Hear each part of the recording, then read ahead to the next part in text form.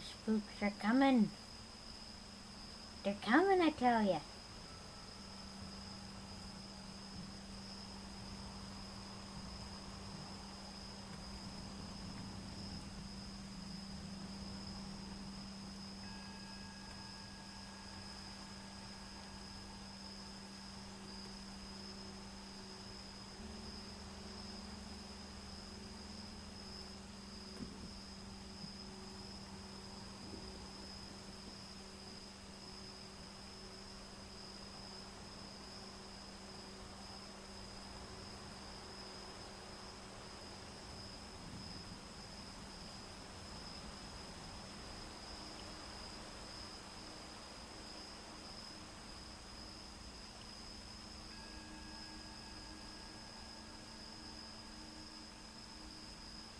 Alright, I'll give everyone a minute to finish up snack time.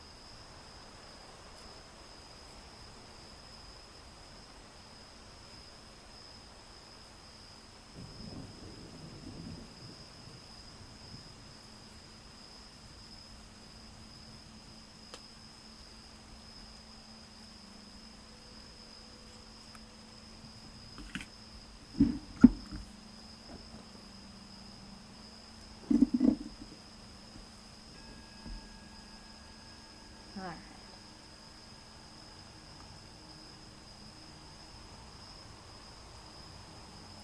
I wonder if I waited too late. Is everybody asleep? Oh, fuck.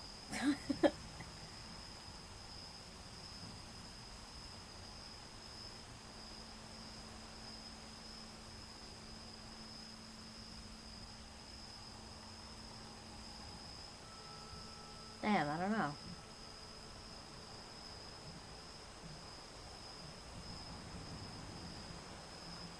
Welcome to the chat room. Alright. Oh, okay. I just got booted for my own stream. Good. Alright. I guess we start? Nobody's here? I guess that gives me an excuse to read something I'm worried.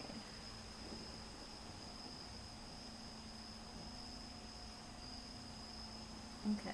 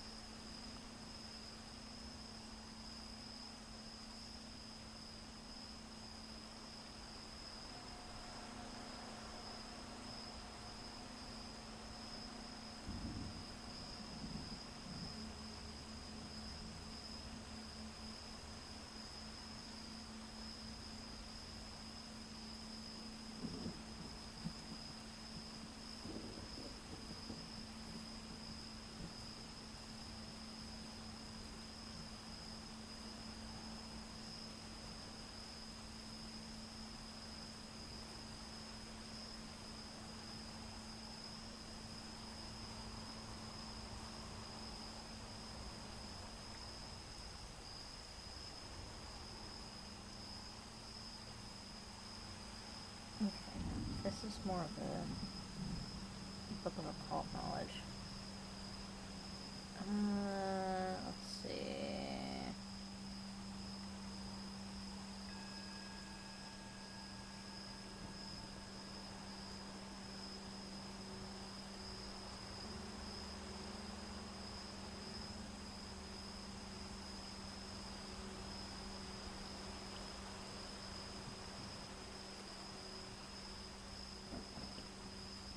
Hold on.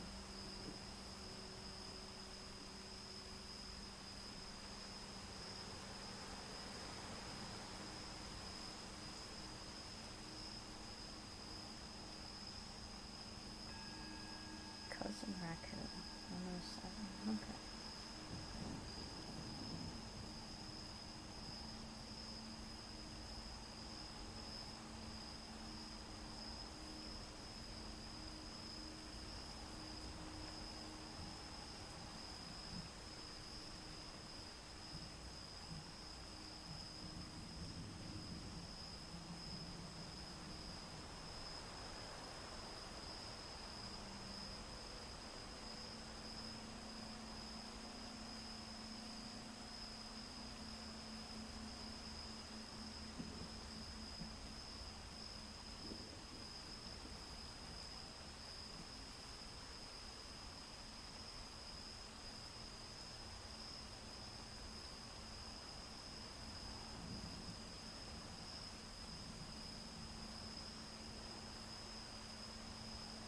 Wait, I was lied to. Hold on. I have no idea how to navigate this book. Okay, raccoon. There we go. 152, not even close. Cool. One of the lanes in the Ohio County, Laumei Lane, is renowned for raccoon sightings. Some nights, these strange raccoons wander around the houses, calling through the windows. Cousin! Oh, cousin! An attempt to bewitch the unwary. If they hear no replies, they usually wander off again. A Thunder Kitty. One night, however, a young man of the Xia family was studying alone in a temple when he heard somebody calling his name. He carelessly opened the window and looked out into the moonlight to see who was looking for him. There in the street stood an extremely coarse and ugly woman. Xia was just about to tell her to leave him in peace when she rushed through the window, forced him into... Oh.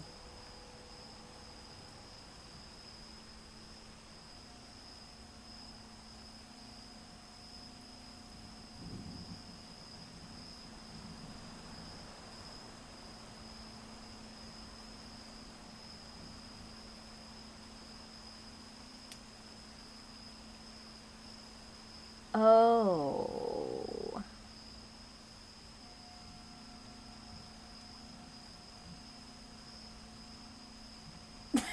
That was an abrupt stop. Hi, Sassy. Yo, Chaos, what's up? Oh, that was me slamming on the brakes before I read the next two phrases. Old woman comes into his house and drains all of his energy. Essentially. Yep. That's what happened. It is said that these raccoons are immensely powerful creatures, and people don't stand a chance against them. They are also said to be extremely smelly, and wherever their paws have been, the odor lingers for over a month. Okay. Damn. Where do I find these? They're just books of like spooky stories and like stories of the supernatural from like different cultures. Now, I don't go out looking for smut. It just sometimes ends up at my doorstep, and I don't understand why.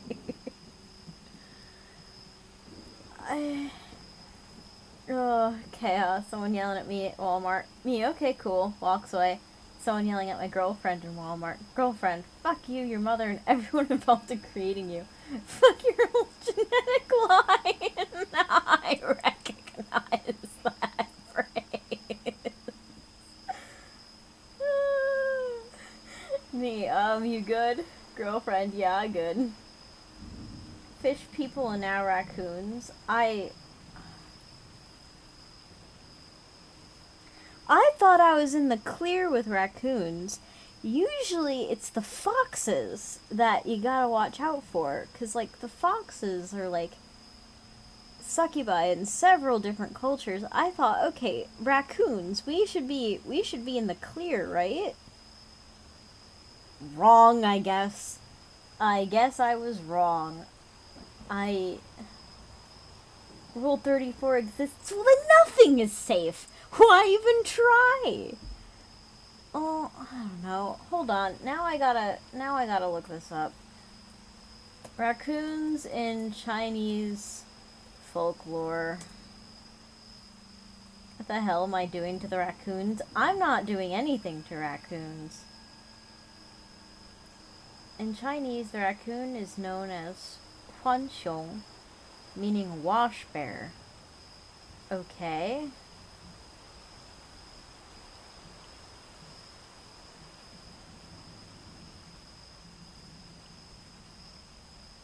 Okay, interesting for the use of Huan. Early encountered. Character of the name often mistaken as Huan. Okay. That doesn't help me. That is really cute. Raccoon dog and folklore. Bake Danuki. That's yokai. What is the difference between the ancient Chinese raccoon? Okay, here we go. And the current cat. Regarding when the Chinese began to domesticate cats, there is a saying that began in the Tang Dynasty. It said that there were no cats in China and they were brought back to China from Tianzhu by Master Xuanzang from the Tang Dynasty. In order to prevent rats biting the Buddhist scriptures, he saw Indians use cats to solve this problem, so he brought the cat back. Okay, fine. Legend is spread within the Xian Dynasty, however, archaeological evidence. This does not mean that Chinese cats are there. This isn't about raccoons. I was lied to. Okay, here we go. According to historical records, in the pre-Qin, Qin, and Han dynasties, the Chinese used raccoons to catch rats. The spring and autumn of Wu said the raccoon is in the hall and the rats are scattered. The raccoon stopped in front of the hall and the rats ran away. It also shows that the raccoon dog can catch rats. Okay, so...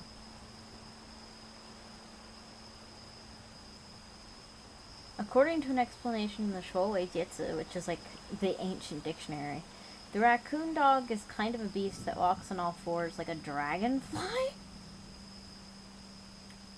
Okay. Which is also the ancient name for the clouded leopard. What kind of animal is similar to the clouded leopard? I think there's only the ocelot. The two are very similar. As to say the raccoon refers to an ocelot? What the who? This person was on crack when they were writing this. What the hell? And so the difference between the ocelot and the current domestic cat is very small, so some people call it the wild cat. What? Judging from the literature, people used raccoons to catch rats at the time, but after all, raccoons are wild and untamable. Although they can catch rats, they can hurt people, which is too much. Later, it was discovered that domestic cats were more in line with human needs, so they replaced raccoons with cats. What the hell is going on? Yeah, I could totally see how these two compare. Yeah, where's Edge with the upside down smile when you need him? Yeah, what the... this... I came here for answers. Now I've just left with even more questions. Great.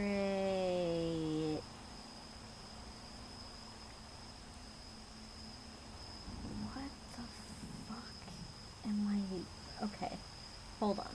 Let me try again. Raccoon. Come on. Come on, give me a raccoon.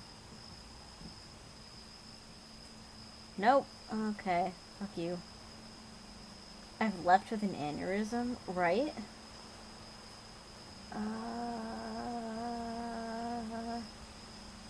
Okay. Raccoons. Am I spelling raccoon wrong? Raccoon. Chinese myth. Okay, no, I'm not spelling raccoon wrong. Tanuki, it's not what I'm looking for. Legend of the Tanuki. No. Raccoon means I don't give a fuck.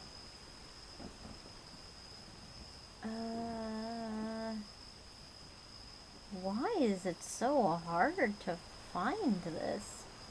Nobody talks about raccoons. Or China, for that matter. The raccoon dog. The Tanuki. Alright, maybe I am looking for Tanuki then. Tanuki. Myths and folklore, fine. Okay, Bake Tanuki. A kind of yokai found in the classics of Japan. Alright. The character pronounced Li in modern Mandarin was originally a collective of... Be quiet.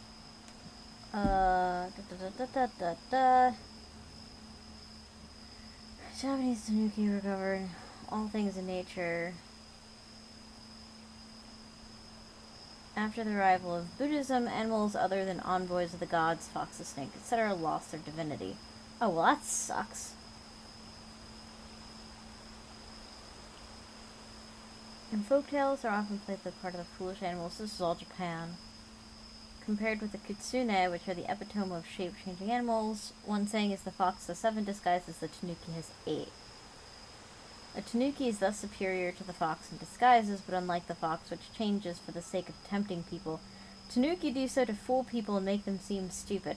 Yeah, this is why I thought I was gonna read an innocent story, which is why I'm like, what the fuck happened? Simply like to change their form. An animal may name Regina also sometimes means... What the fuck is happening? Okay, so religious adherence to the tanuki. No, I don't care. Alright, let's try raccoon dog.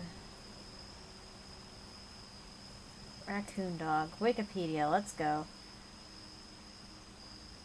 Also called the Chinese or Asian raccoon dog, is a small, heavy-set mammal. Okay, they're kind of cute.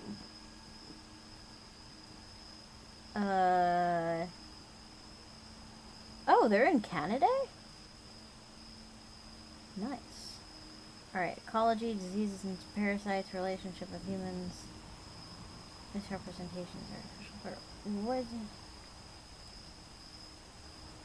Description, vocalizations, subspecies, relationship with humans for use. No.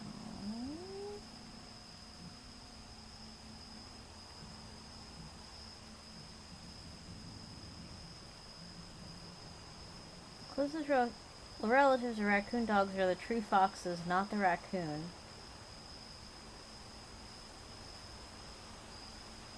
Alright, cool. I just learned a whole bunch of shit, but it wasn't what I was looking for. Yo, Edged. Common raccoon dogs,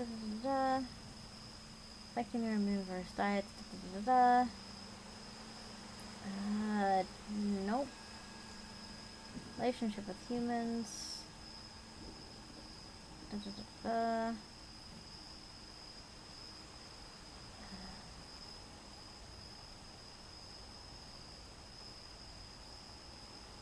Wait, what? On September 19th, 2014, the HSUS announced Kohl's has been selling raccoon dog fur as faux fur.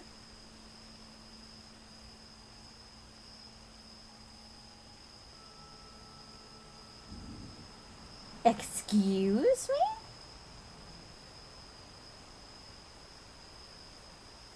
Oh, I hope I don't have any of that then.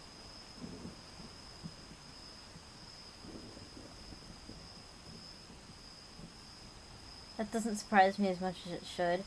Yeah, I'm not that surprised. I'm more so angry. Alright, raccoon in Japan. Imported as pets in 1977. So we're talking about raccoon dogs. not raccoons, but what the fuck is going on? What? I thought I was in the clear. Alright, here we go. I'm gonna read chaoses because Lord knows I'm gonna go down this. Alright, I'm gonna do one more Google search.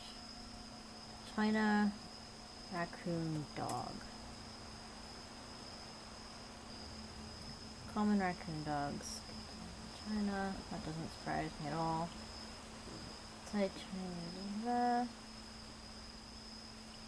Most of this is about COVID-19.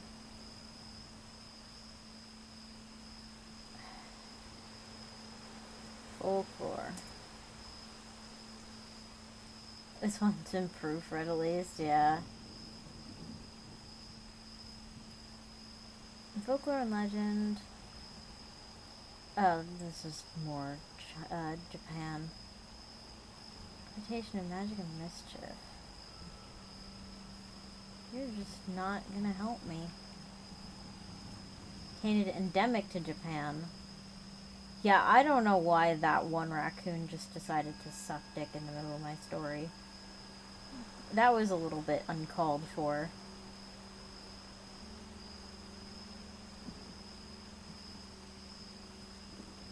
Yeah, I'm not gonna figure this out, am I? I'm not gonna figure this one out.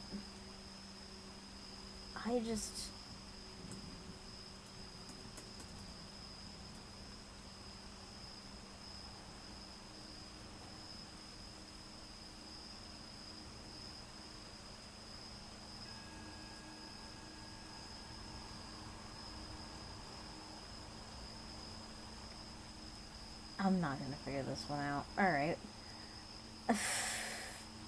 This one's from Chaos. It's not written by Chaos. It was posted by, deleted. It's on No Sleep, and it's called, I Wish My Son Never Experienced Heaven. 7 days ago, I was driving my son, Zach. Ugh. Ugh. Ugh. Ooh. Okay, it's spelled different. Okay, sorry. I get worried about my little brother. He's out in college doing crazy shit.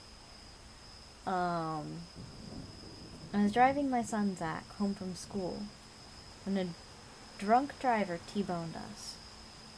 The paramedics managed to drag us out of our flipped-over car. As soon as I woke back up, I looked around the room for my son. I tried to get out of bed, but a nurse rushed into the room and sended me back in. He looked at me for a second before saying, Your son is in critical condition right now, but you need to stay on your bed for at least another day before we can let you leave your room. I tried to argue back, but the words wouldn't come out of my mouth. The nurse left after a couple seconds. The rest of the day, I sat on the bed and forced myself to stay strong for my son. I knew he couldn't see me right now, but I was all he had. Now, after my wife was found in front of the Walmart parking lot. She was stabbed a total of 12 times and her purse was emptied out. Robbery. They never found out who killed her. That was just 2 years ago. Zach was just 6 at the time. The day of the funeral was the hardest day of my life. I had to explain that his mother was gone. He didn't cry, he just nodded and stared at the ground for the rest of the day. It took over a year for things to go back to some kind of normality. The thought of Zach dying did go through my mind several times, but I quickly dismissed the thought and remained hopeful. The doctor came into my room at around 7 at night to run a couple of tests. I tried to ask him about my son, but he just gave me a sympathetic look before telling me I was pretty much fine, besides a couple of scrapes and bruises. I asked if I could go see my son now, but with a sigh he said, Harold, let me be completely honest with you. There really isn't much you can do right now. You can see him tomorrow after we release you, but just understand that he was a lot worse off than you. There's a chance he may not make it, but our doctors are trying their very hardest. Get some rest and make sure you mentally prepare yourself before you see your son. He gave me a sad nod and walked out of the room. That night, I couldn't sleep. Instead, I sat on my bed and ran through every single memory I had of Zach and me. I thought every time we sat at the kitchen table eating dinner and laughing. I thought of the times my wife, Zach, and I would sit on the sofa and watch a movie. And I thought of the times we cried together over the loss of his mother. That night was a mixture of half smiles and tears. At 9 o'clock, the nurse came into my room and gave me a nod before unhooking every little thing that was attached to my body. 30 minutes later, I was following closely behind the nurse to where Zach was. We stopped in front of room 437. I took a deep breath before I walked through the door and saw my son's nearly lifeless body lying on the hospital bed. Each step I took toward my son revealed more and more injuries that his small, fragile body took. His right arm was rubbed absolutely raw. His left eye was slightly open from the dent that was now on his face, and his legs and other arm were littered with randomly placed stitches. I should hope theirs aren't just random stitches. I think I know what they were going for, but the way they worded that was a little disconcerting.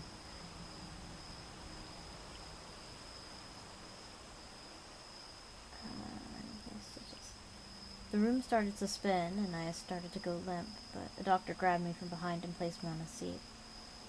He handed me a glass of water before saying, "He seems to be a little more stable now, but the next 2 days are the most critical for him. We'll have a doctor for him at all hours, and if we get any type of alert, we will definitely be there for him. You can stay there with him if you'd like." I gave him a nod and told him that I was going to stay with him until he wakes up. He placed a hand on my shoulder before he walked out of the room. The next day and a half went by and absolutely nothing happened. The doctors and nurses would stop in occasionally, but they would leave right after they finished their tasks. That evening at 9:37, my son's heart stopped and my whole world stopped. I saw doctors and nurses rushing into the room, but I was completely stuck in the chair. It took everything out of me to finally get out of my chair and rush up to my son. One of the doctors held me back. I screamed, pushed, and sobbed during the 18 seconds my son was dead. For the next 2 days, I stood next to my son. 18 seconds? Okay. Just won't be censoring smutty raccoons. I don't know how this happens. I literally looked through the table of contents and would be like, yeah, okay, that one looks safe. I don't know why this happens to me. Anyway, for the next 2 days, I stood next to my son. I didn't sleep, eat, or drink anything. I wanted him to somehow know that I was with him.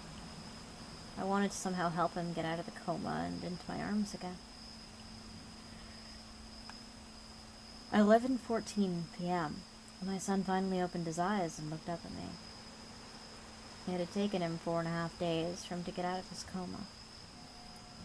And the only thing I wanted to do was cry and hold him. My favorite shot. He gave me a small smile before he looked up and frowned. Before I could do anything, Zach went into absolute hysterics. He started off by letting out a series of screams of absolute agony. He tried ripping off his IV and everything else connected to his body, but I held his arms down as carefully as I could before calling for a doctor. It took over 3 hours for Zach to finally calm down. Jesus. It was 2 in the morning by then. I was absolutely exhausted. But I walked up to him and sat down next to him while gingerly holding his hand. I fell asleep at around 5 in the morning. I woke up to the sound of Zach's voice. When I looked up, I saw a nurse carefully feeding him. He was telling her about how we go to the park every Saturday and proceeded to ask her if he would be able to go with me this Saturday. She gave him a smile and said, "Well, if you eat plenty and do everything the doctor says, you might be able to go very soon. I have to go now, Zach, but why don't you talk to your dad now? It looks like he's awake." Zach quickly turned to me and gave me a smile before talking about how the doctor told him that he was being extra good and that he deserves a new toy. I laughed and told him that once we were out, I would give him any toy he wanted. My son was physically hurt, but it seemed like he was back to normal otherwise. The next couple days went by in a blur. Throughout the day, I would talk with him, read a couple of books to him, given by the nice doctor, and watched a couple of his favorite shows on the TV. I felt beyond lucky. I had my son still. My one reason to keep on living. Last night, my son started to talk about his experience, and I really don't know what the hell he went through. I was reading to him when he held up his arm and said everything became really black, then it was like I was dreaming. Before I could say anything back, he took a deep breath and said, "I dreamed about when Mommy was here. We were eating dinner, but everything was quiet. Mommy and you were talking, but I couldn't hear anything. I tried to say something, but I couldn't hear myself. I started to scream and then everything went black again." Oh, God. That's an oof. I tried to hold his hand to reassure him that he was fine now, but he pushed away and looked up at me with eyes full of torment. His lips quivered before he could continue with his experience. Then a bright light was all around me. I started to feel warm and happy. Really happy, like when Mommy was here. I tried to move, but I was floating, so I stayed still while I floated to where I was supposed to go. It got too bright, so I closed my eyes till I stopped. When I opened my eyes, I had to close them again because I saw the brightest light I've ever seen. It spoke to me. It said I was dead. It told me that I was going to be here for a little while before he sent me back to you.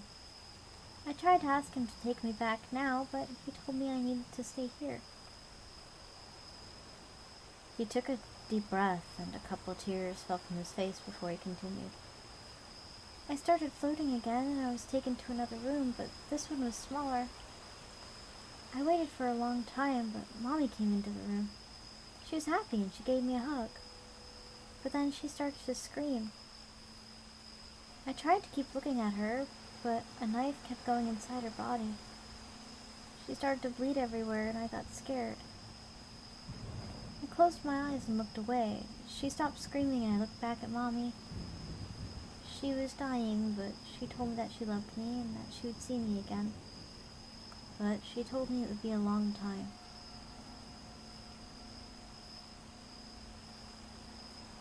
I gave him a smile and told him that Mommy was waiting for us in a special place.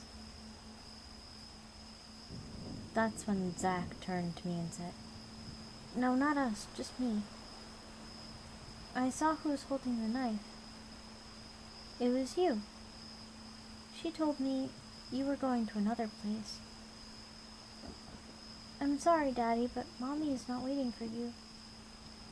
She told me that you were clever enough to get away with killing her, but you can't escape death. Everybody dies, and so will you." What the fuck? I didn't know what to say to him. I loved my wife and my son, but I couldn't handle how I'd become a third wheel. I knew I couldn't beat the bond between a mother and her child, and did the only thing that would allow my son to fully appreciate me as much as he could. Wait, so he's not even denying it.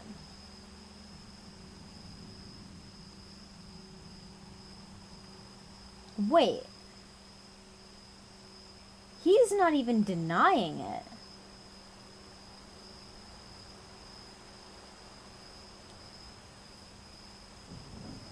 Now you see where you get your twists from.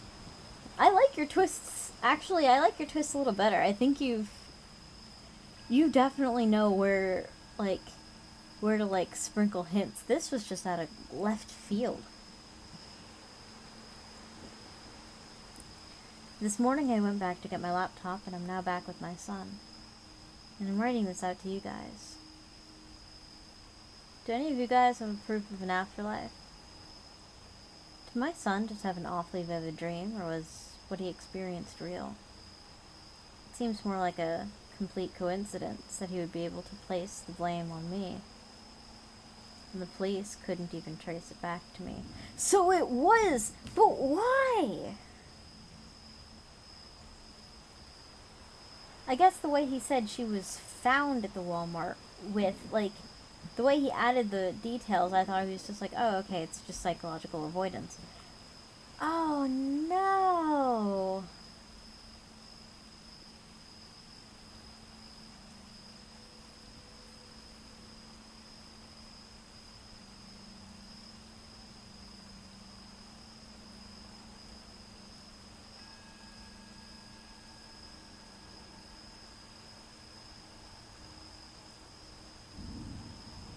Like, it threw me off because he was reminiscing about, like, how he... Well, he didn't really talk about his own grieving process for his wife at all, though, now that I think about it. But he kept reminiscing of, like, the times that they were together, the three of them. Oh, that's weird.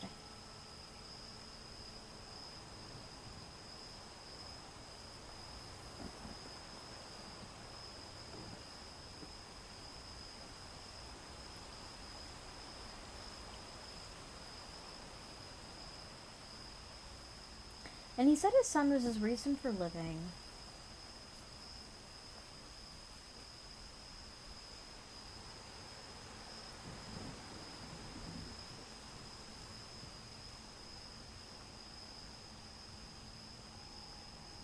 That's so strange. I wonder if they were in the middle of a custody battle or something. And, like, he didn't... I'll be back to submitting writing. Got a Christmas horror story coming. Oh, hell yeah. I love the Chaos classics. The Chaos originals are like the top tier chef's kiss. Honestly, those are pretty much one of my favorite things that I read on here. Alright, where to? What do we want to read about? If anyone says raccoons, I'm fucking banning you. I'm so disappointed. I tried so hard and got so far. Haven't heard of someone murdering out of jealousy of their wife and kids? Like, the only thing I can think of that's kind of similar to this is the Chris Watts case, but, like, he also killed his kids, so that's not it. I know a lot of women kill their kids, well, not a lot of women, but, like, there are multiple cases of women killing their kids because they're trying to get with somebody and the man doesn't want kids, or a woman with kids, so they're just like, alright, yeet the kids. But I don't know of many cases where the father kills the biological mother in order to secure custody.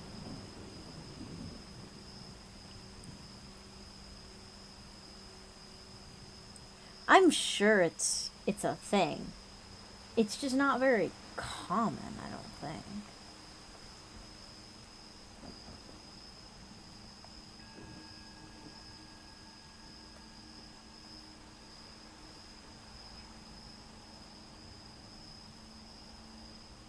Like, I would be surprised if there weren't any. Like, people do some very intense things to be with their children. People use the excuse that they felt left out to cheat? That's weird. Like, oh, you're giving the kid all the attention, so I went to someone else for it.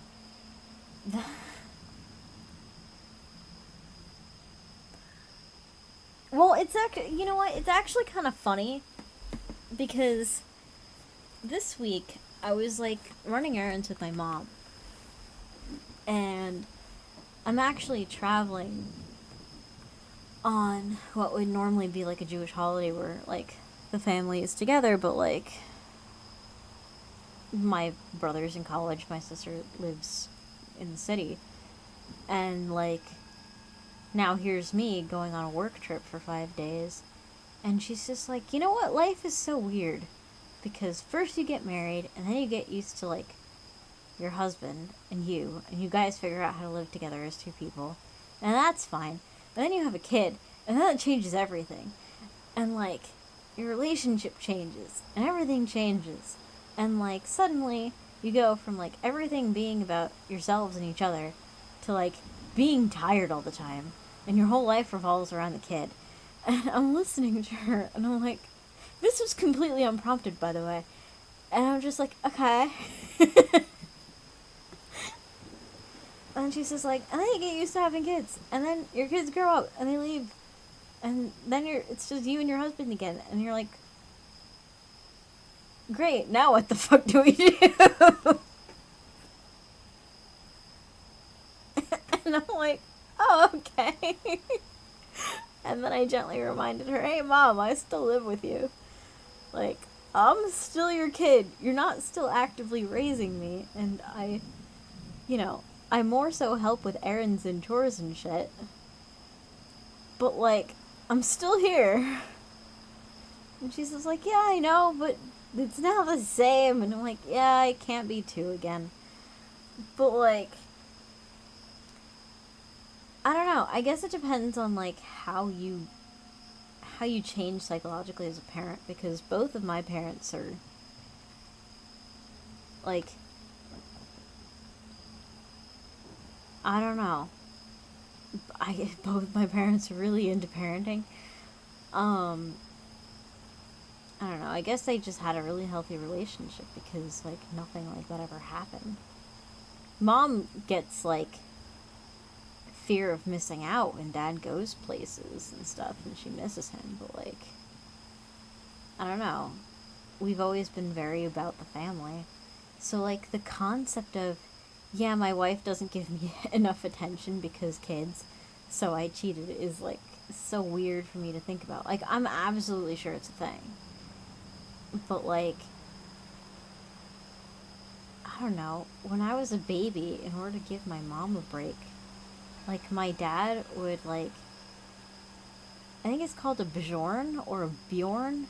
Like, he would get one of them kangaroo pouches, and he would just, like, have me on his chest all the time. Like, there are pictures of him doing, like, morning prayers and stuff. And, like, he's wearing, like, oh god, what is it called? The talit, the talit, or the talis, depending on where you're from. He's wearing, like, his talis and, like, the whole garb and, like, holding the siddur, and there's just me, like, chilling on his chest, like, just hanging out. So, like, maybe it's because both of my parents were super involved in the parenting that, like, that's so weird to me, because, like, yeah, it does make sense. Like, I get that, but, like, what the fuck? At the same time, the struggle, oh, yeah. I think Mom's getting used to not being, like, I don't know. Like, she's always gonna be my mom, but, like, I think she's getting used to being a more retired form of mom, I guess. Like, does that make any sense?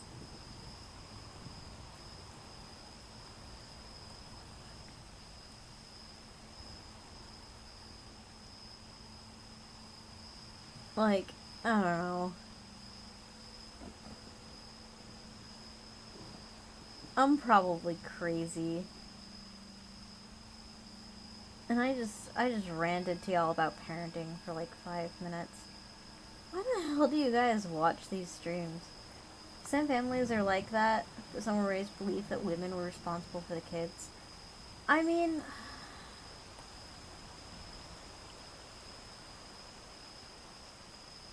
so, like, I don't know, man.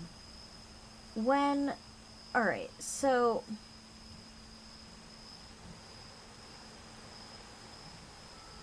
when you look at birds.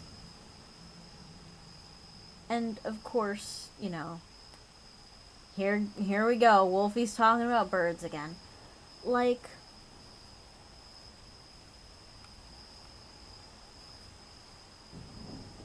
specifically perching birds, like songbirds. And raptors, too. With, like, a couple of exceptions, a lot of them have what is called biparental care, which means that both parents take care of the kids. Oh, there we go. There's the bird fact. And, like, this actually fed into, like, the whole widespread belief that, like, 75% of birds are monogamous, which is, like, socially that's technically true, but genetically they do kind of cheat. But not all of them, just some of them. In some species, it's a lot of them. But anyway, like, here, the bird, let's take the bird that I'm studying for, like, my dissertation for. The gray catbird. I've talked about the gray catbird a lot. So, the gray catbird, both the male and the female, will, like, guard the nest, watch the chicks, help the chicks learn how to fly, go get food for the chicks. Like, but the male doesn't do everything. Like, when the female leaves to, like, eat food while she's incubating, the male kind of guards the nest and just, like, fidgets around nervously because he does not know how to sit on the eggs. Like, he can't do it. It's not in him.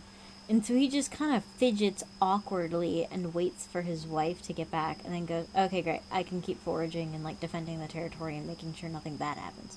Great. Awesome. Thank you. Cool. Because I don't know what to do with these eggs. These eggs just scare the shit out of me. I don't understand them. So, like, a little bit of division of labor, like, kind of makes sense. Especially if you're a gray catbird male who's just like, I don't have a brood patch. I don't know what to do. These are round and blue and scary. What is this? I can't feed it. It doesn't make noise. It's just a big round egg. Oh, Lord have mercy.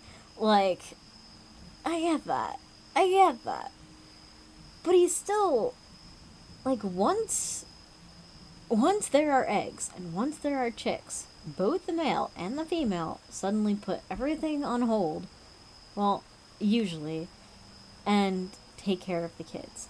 And then, like, if divorcing has to get done, it happens, like, when the kids are fledging, because sometimes they do divorce. No, it's an excuse. So, like, I don't know.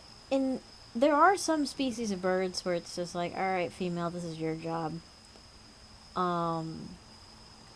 Like, lek mating species, like bowerbirds. Like, the male just gives her his sperm and goes, alright, have fun, and it's all on the female. And then you have stuff like hornbills, where, like, the female hornbill will pick out a hole in a tree, or they'll make one, and she'll be like, okay, I'm in this hole with my eggs. Husband, I'm not leaving this tree until the babies are ready to fly. So, if you don't bring me food, I'm gonna die. So, he's like, okay. And he goes and he brings food. And that's just how it goes. She just stays on the eggs the whole time, and he goes and eats for both of them the whole time. And so, like, that's how it goes in birds. With mammals, it's a bit different. It kind of depends. Like, dogs, particularly, like, Canis lupus and Canis lupus familiaris, which are like wolves and dogs. They have biparental parenting, where both the parents are involved in feeding the pups, taking care of the pups, playing with the pups. I think some foxes have this too, but like dads are not that great at parenting. Like all the dads want to do with foxes that I've read, like I read this somewhere, but apparently dads really like playing with the kits, but like they're not very good at enforcing like, okay, time to go to sleep, like that aspect of parenting. And the moms can get annoyed at the dads and be like, hey, leave the fucking kids alone, I'm trying to parent here. But in general, usually in mammals it's just the mom who takes care of the kids. In reptiles, usually it's nobody. Crocodiles are an exception. Crocodile moms are fucking badass. They don't let nothing happen to their kids. But like with the thing is with apes though, apes are really weird.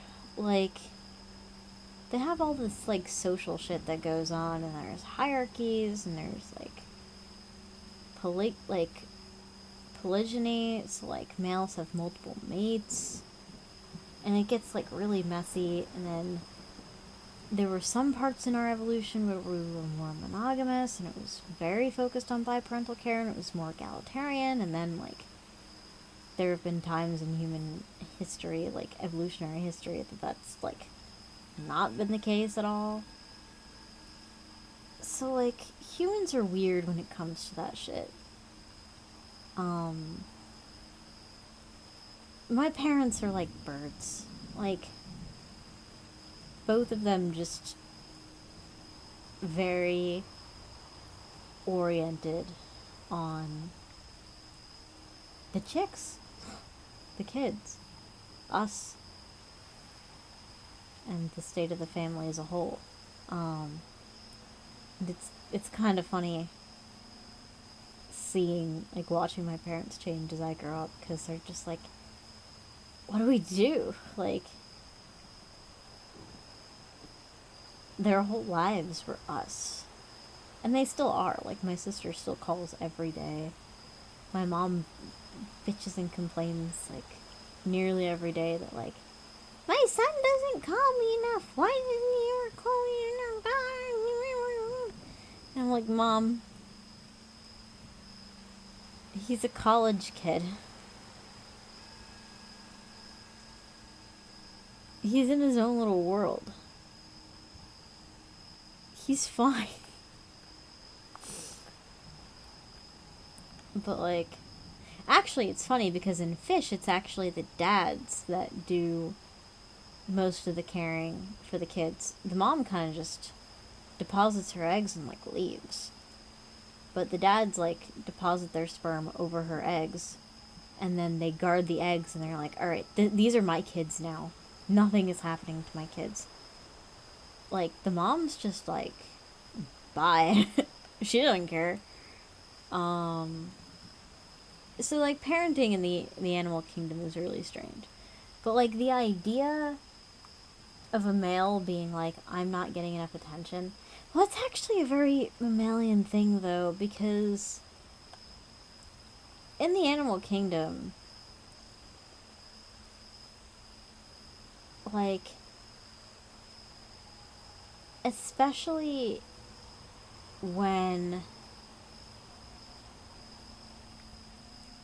especially in, like, polygynous social settings, in order to get the females to go back into estrus faster, some of the males do just kind of, like, kill the kids so that they can get attention from mom. But, like, that's different, though.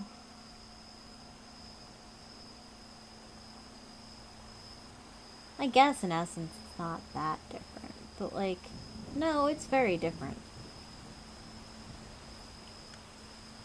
I mean, the goal is the same. Attention from mom. Well, attention from a female, I suppose. Yeah, no, it's not that similar. Anyway, That's me ranting about animals for way too long. Sorry about that. God. If y'all don't shut me up, I just keep talking.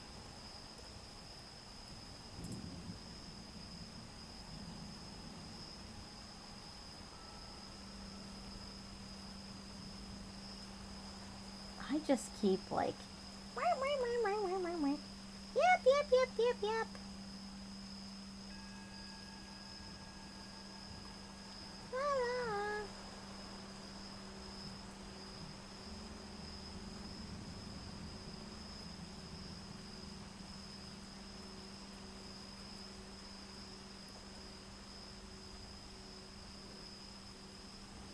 Shall we make it a burb stream? I don't know. I've been waiting for you guys to be like, hey, let's do a Texas story or something like that. But you guys just let me continue to, like, talk. I don't know. Am I interesting when I speak words? Or am I just tolerable?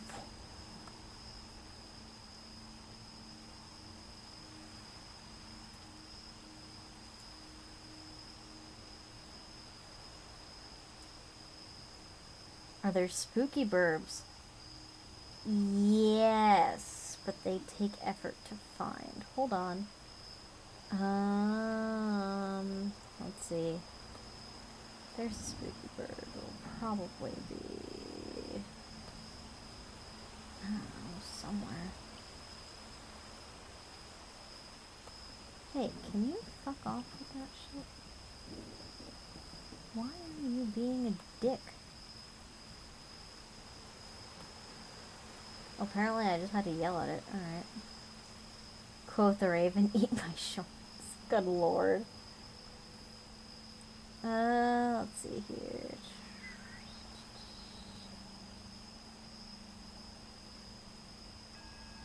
Charlotte's fortunes.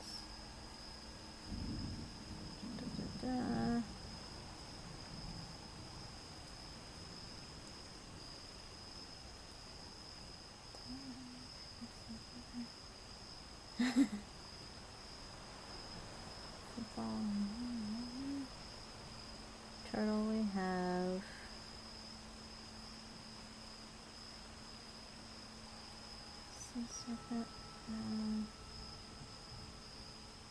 Hold on, there's gotta be one.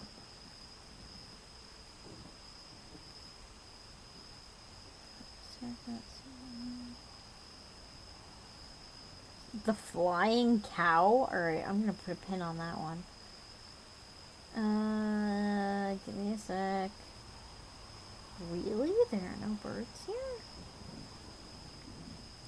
I'm seeing several wolves. The faithful gander. It's a...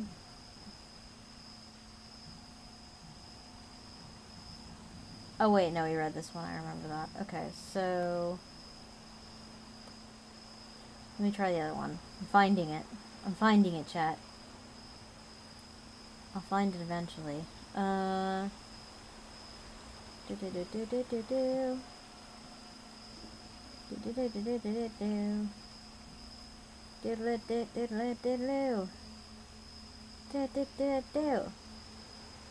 Do-do-do-do-do-do-do. Diddle-it-diddle-it-diddle. Diddle-it-diddle-it-diddle-oo. Diddle-it-diddle-oo. Fuck. Well, I'm striking out here. Okay, hold on. Yeah, I don't think China's gonna have much for me.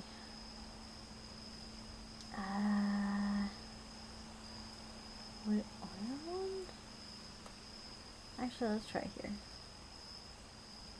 There might be something here. Hold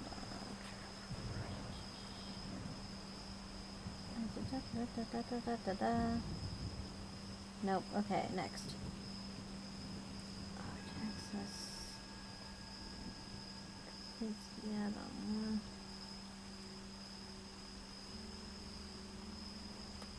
Well, this is for winter.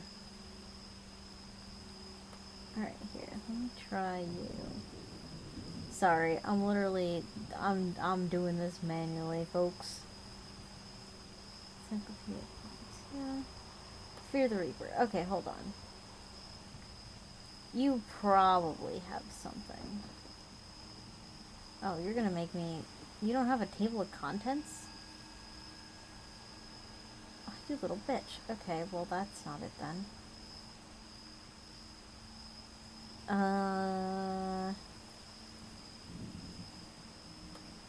Alright, let's try southwestern Connecticut. Maybe. Maybe.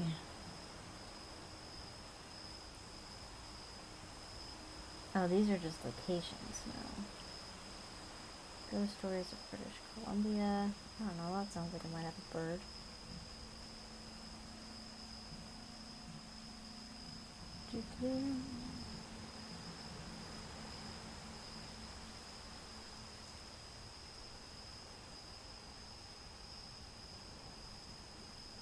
I saw Mocking Ghost and I thought it was Heron Street. Ah, you fuck.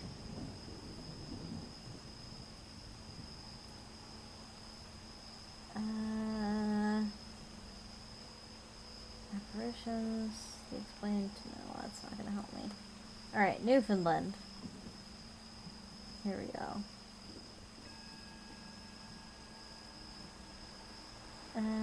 Goes to Catherine Snow, missing gravestone, blah blah. Happy Sarah, blah blah blah. Goes the crew. Oh, it's of the sea, that's not gonna help me.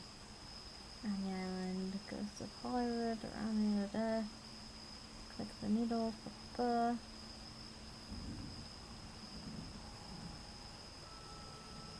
Whole house is haunted. Nope, that ain't it. Okay, Wisconsin.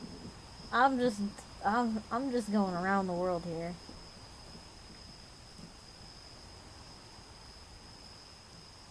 Oh, you're not gonna help at all. Okay. Spine chilling. Oh, this is the Victorian age. They didn't give a shit about birds. Goes along the Texas coast. Let's see here.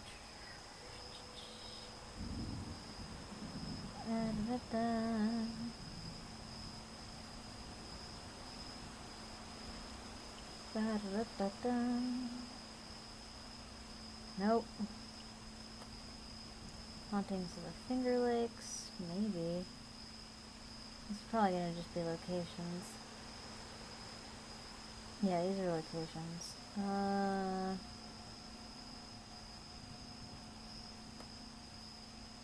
Let's try this.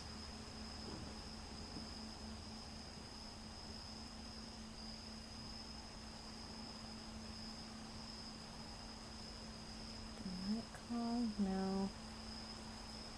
No. I'm really surprised that there aren't more horror stories about birds. Someone needs to change this.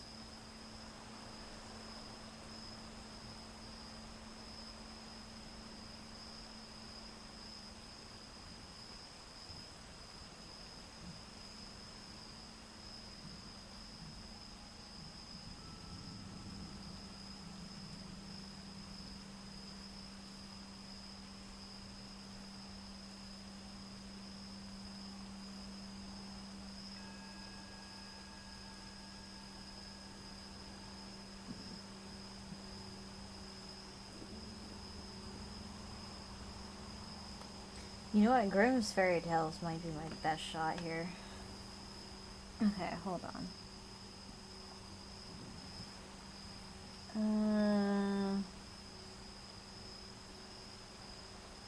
Boasting Wolf. Alright, here's the King of Birds as one. I feel like I've read that though. Cinderella. Okay, that's the only one I've got. Alright, we'll put a pin in that. Haunted Canada. You read The Raven.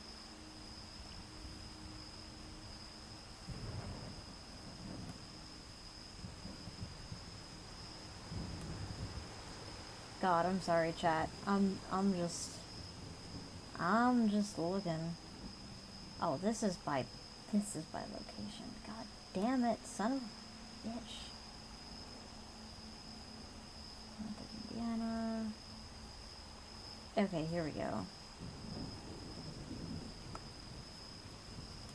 Gypsy's Prayer, Snow. Last Swim.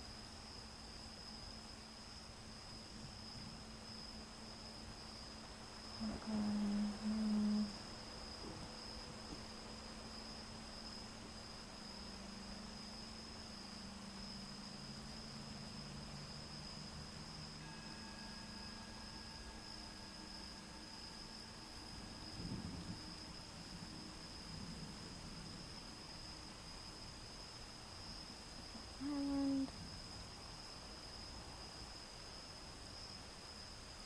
Minnesota? Maybe Minnesota will have something for me.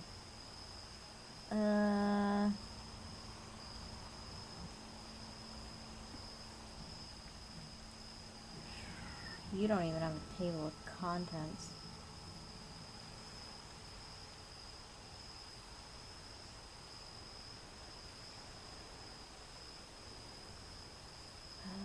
Yeah, this is not gonna... Maybe Japan?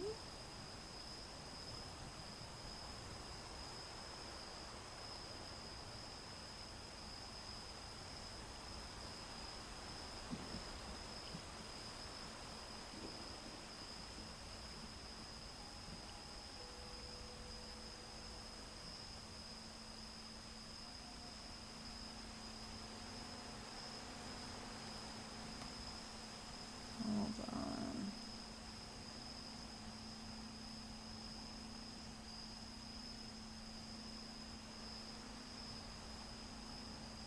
Nope, okay. Lancashire, maybe. Man. No, this is by location as well. God damn it. How are there not more stories about birds? Oh, hey, here we go. The Eyes of an Owl. Finally. From Pennsylvania. The Eyes of an Owl. The darkness came over my grandfather on a rain-drenched Wednesday morning during the first week of April. I was 12 that year. He was 67. At 6 a.m. in the chill of the dawn, my grandfather opened his eyes and found that he could not see. My grandmother was already in the kitchen when she heard him get up and feel his way into the bathroom. She found him standing at the sink, washing his sightless eyes in cold water. But the blindness would not wash out. We got the call at breakfast. My parents left us kids in the house and went right over.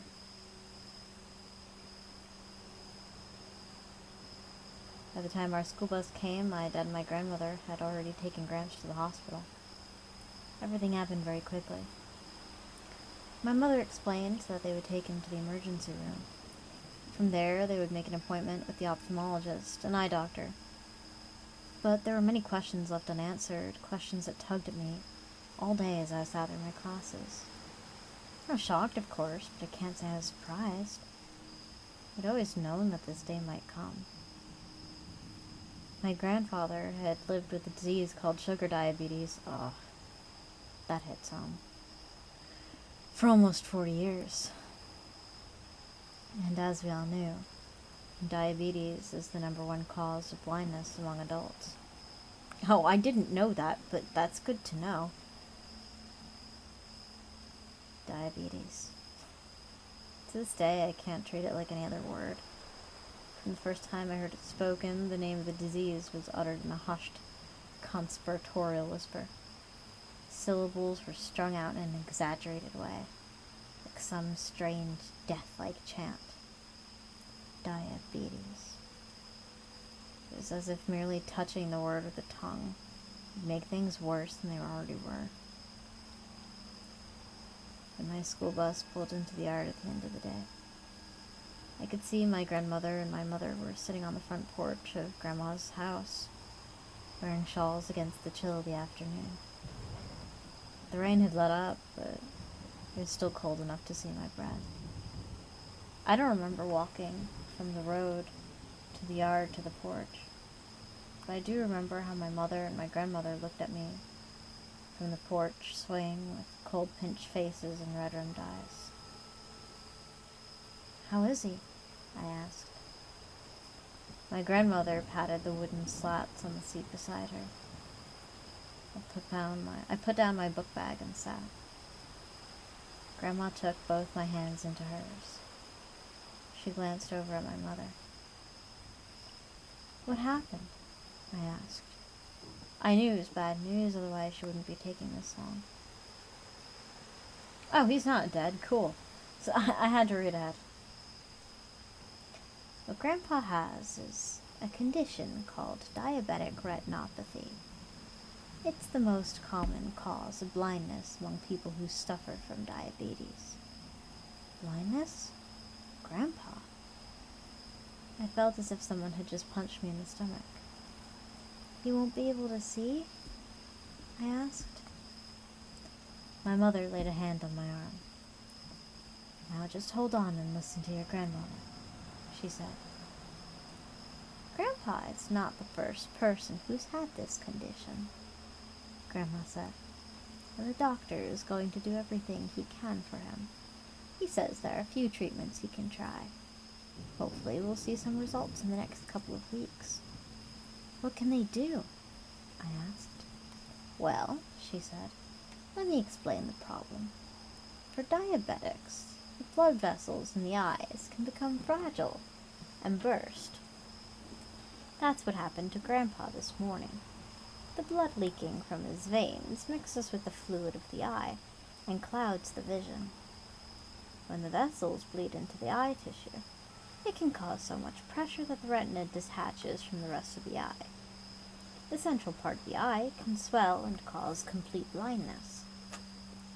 "Can he see anything now?" I asked. "Not now, honey. The doctor drained off all the bloody fluid and covered his eyes with bandages. The bandages will come off in about a week, and we'll see how much vision he still has. Until then, we just wait and pray." I might as well tell you the doctor was painfully honest with us. That's the way Grandpa wanted it. "Honest about what?" Grandma took a deep breath and looked at my mother, as if she needed an extra nudge to utter the words. "Oh, Robin," she said wearily, "you might as well know. The doctor says your grandpa's eyesight is going to gradually fade away in the next few months. Unless he can find a way to stop the bleeding, serious things can happen. Scar tissue can develop. A hole can appear in the lining, pulling the retina away from the back of the eyeball. It doesn't look good.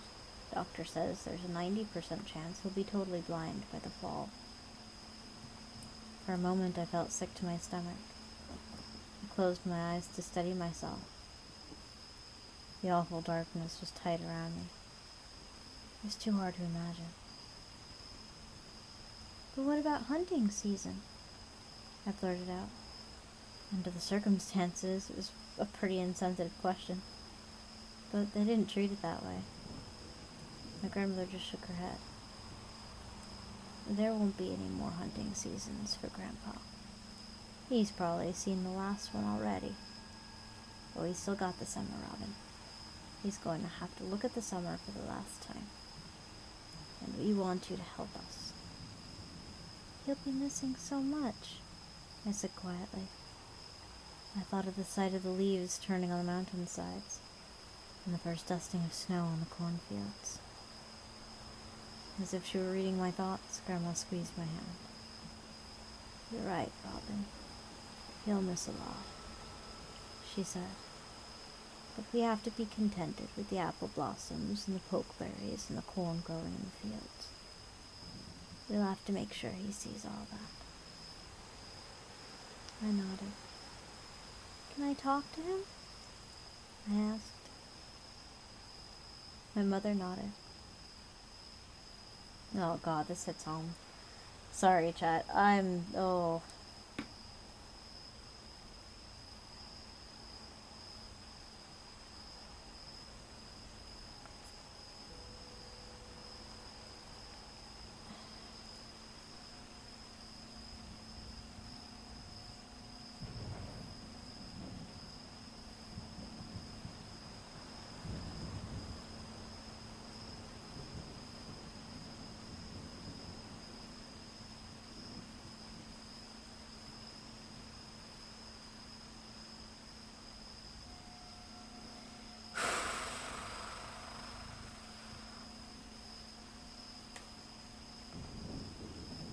Uh...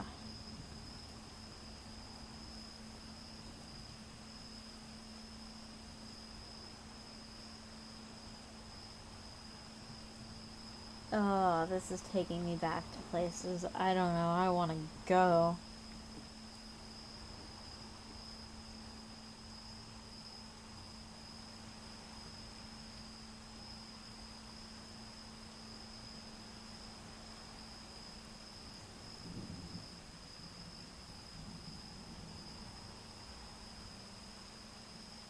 Yeah, before I continue, I'm going to talk about this.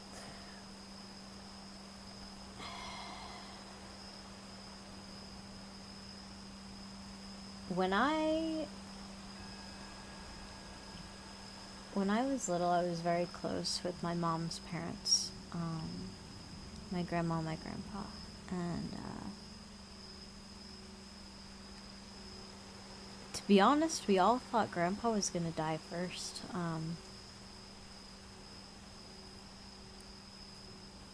Ultimately, grandma did.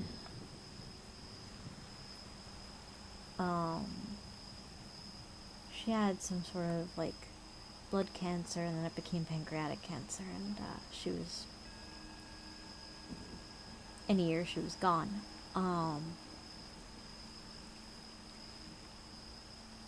Grandpa had type 2 diabetes, and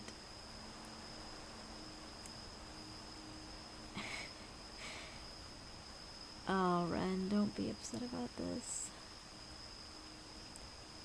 You're always gonna be upset about this. When I was little, my grandpa would be in and out of the hospital because he had type 2 diabetes and he wouldn't take care of himself. He was careless, and that disease punishes carelessness.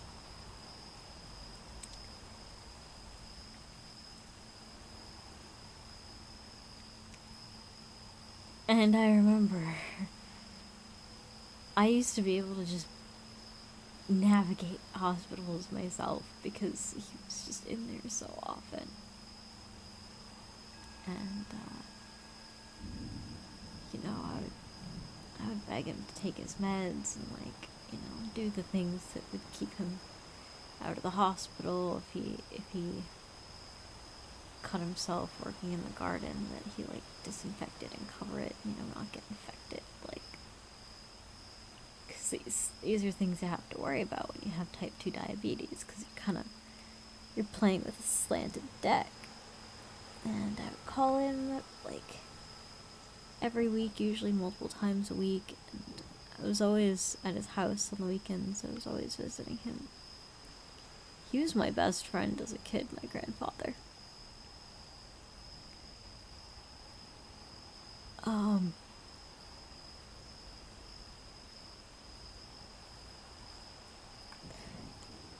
But there was no amount of reminding or begging or pleading or creativity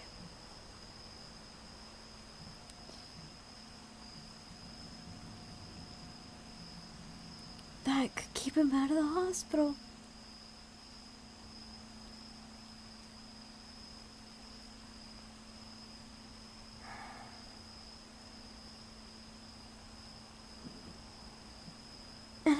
it's not my fault.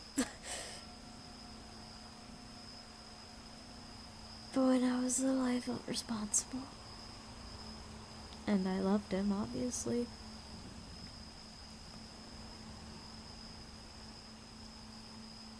God, they had me so spoiled between him and Grandma.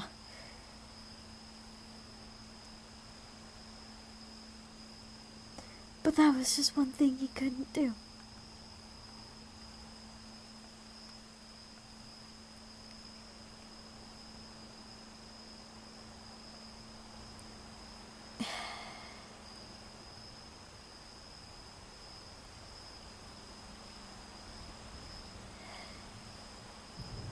Sorry, chat. I did not.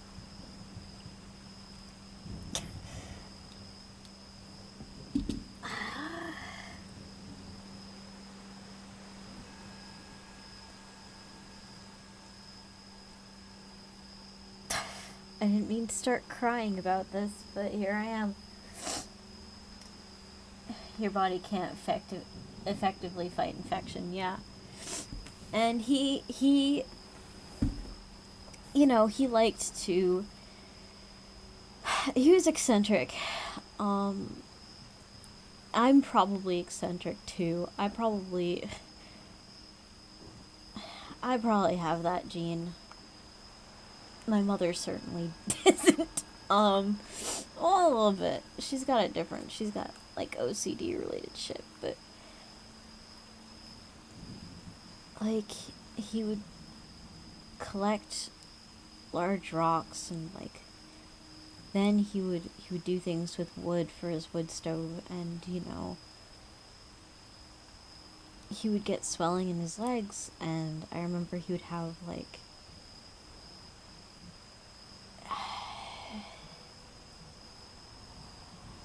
you know, come to think of it, this might be why I didn't grow up to be squeamish. Because I thought of them at the time as cuts, but they were probably wounds. I don't know why I'm realizing this just now, but they were, like, pretty substantial injuries, not, like, debilitating. Like, and they didn't seem to bother him much. But they would just be, like, wounds on his legs, sometimes his arms.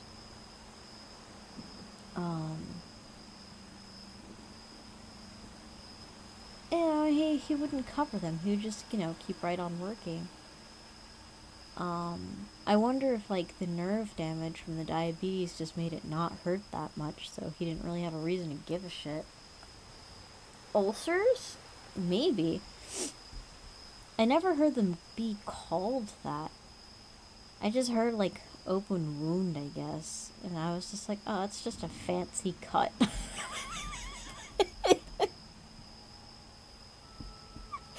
Oh. I didn't even realize that was my thinking, but I guess it was. My brother-in-law gets them all the time. What is an ulcer? Like, what is it actually? Because I know what stomach ulcers are. Ulcer. That's how he lost his foot. Fissures, probably. Ulcer. Peptic ulcer is sore on the lining of your stomach. No, that's a peptic ulcer. What is ulcer? External ulcer. Alright, let's put images on this shit. Oh, okay, yeah, those look familiar. Oh, yeah, those infections look familiar. Not all of them looked like that. Not all of them were quite this bad. But of course I'm going on Google Images, so of course it's, like, showing me the worst of the fucking worst. But, like, I'm sure some of them were ulcers. Oh. And there's someone's dick. Okay, cool. Yeah. Ulcers, open sores. What's a fissure? Fissure pictures. No, that's just a butt. Skin. On the skin. Oh, wait, well, yeah, he had those too. I don't really have these. I mean, on my feet, I have them a little bit, but doesn't everybody?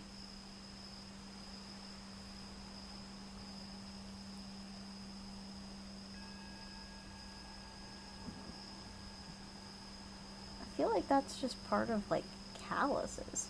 His hands were so calloused. But, like, that's because he did a lot of work with his hands. Which is funny, because I do a lot of work with my hands, and my mom says I have, like, the softest hands she's ever felt. I'm like, I don't understand that. The only thing I can think of is that my friggin' finger ridges are shallow as fuck, and no one can get a good fingerprint off me. Because it just comes out as a smudge. You need to dip my hands in salt to get my fingerprints to fucking show. No? What do you mean, no? Well, you know what? I guess those aren't fissures. That's probably just dry skin. I don't know. They look kind of familiar. My grandfather for sure probably had them. I have it on, like, I don't know if it's just dry or what. I have that kind of on my big toe and, like, where I put my weight. But not, like, deep, you know, fissures. Yeah, okay, no, I get it. Yeah, no, you're right. I had to think that one through. No, I don't have these.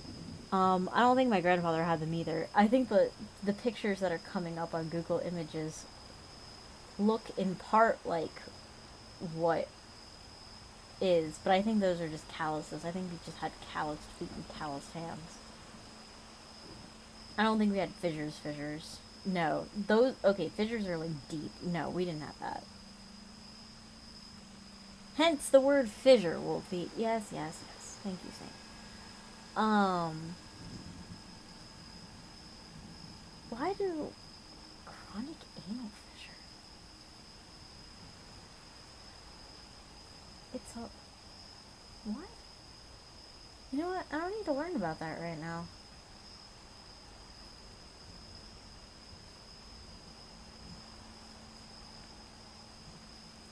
Well, this was educational. Like, yeah, we have, like, tiny cracks, but they're not, like, fissures. Thank you for clarifying. I was about to get your silly ass to the doctor. No. I just have calluses. Apparently, everyone on Google Images who has fissures also has calluses, and I was seeing the calluses, and I was like, yeah, we all have those, don't we?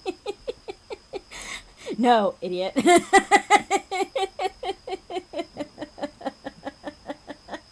No, dumbass. Look at the friggin' Grand Canyon in that fucker's foot, not the calluses around it.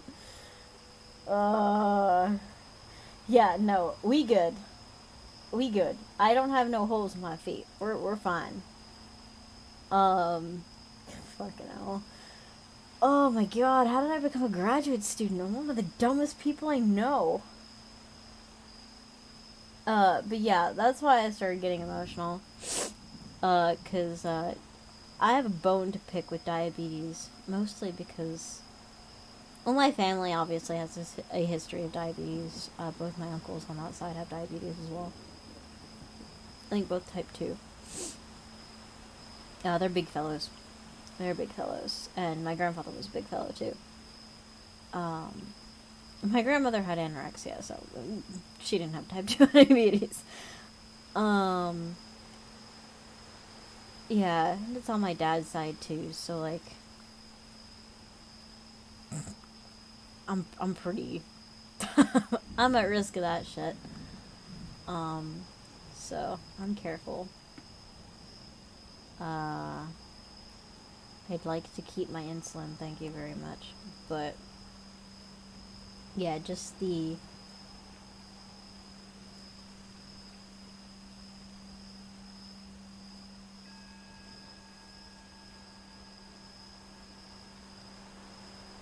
diabetes played a hand in scaring the shit out of me when I was a kid. I guess that's where I'm going with that.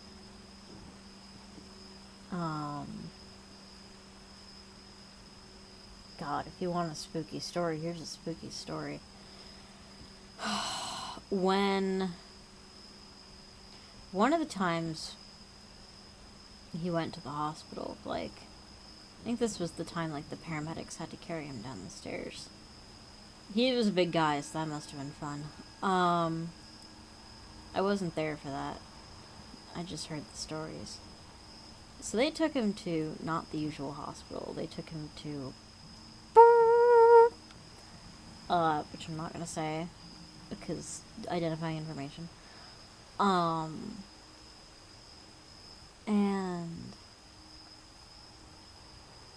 they wouldn't let anybody under the age of 16 in. Now, I was 12. I don't blame you watching my mom pussyfoot around it. Pussyfoot around with it hasn't been pleasant, and it's the reason I'm so careful. Yeah, it's some scary shit. So I was 12, so they weren't gonna let me into the hospital, but Grandma was Grandma. And Grandma...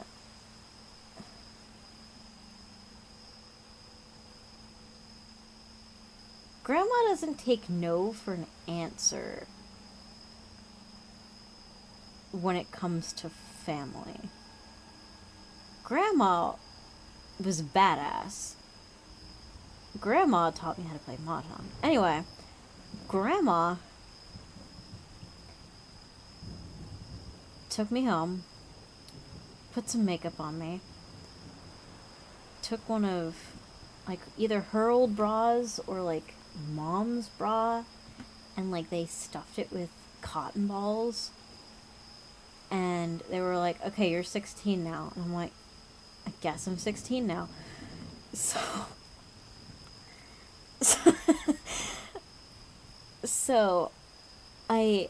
we go back to the hospital, and Grandma's like, yo, she's 16, and the guard is, like, not buying it, but, like, he's like, alright, okay, yeah, you go in. I don't know about this, but alright. So I got in. And Grandpa was like, I don't know what kind of drugs they gave him, or, like, how, because he gets a little bit, like, funny when he's having a fever, but, like, he was far out. He thought, like, I was 20. He was real confused. He was really happy to see me. But, like, it was scary seeing him like that. And I was happy to see him too. I just never wanted him to end up in that condition again. And I heard later that he had quite a time in that hospital. He thought the Jamaican nurse that was, like, looking after him, he thought she was God for a bit. And he also thought that, like, he was in this movie where, like, the whole hospital evacuated except for him. Like, in this... I don't even know. Like, he was on that weird shit. Apparently he almost died.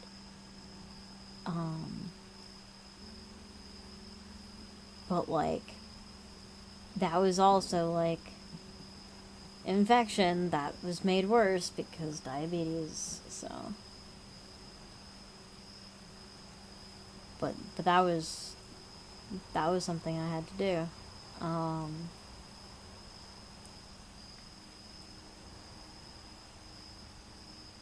Yeah.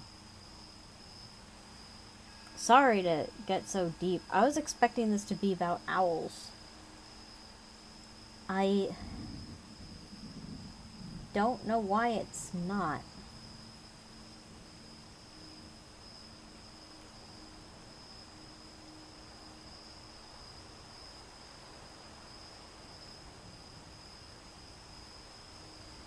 Oh, there is an owl in here.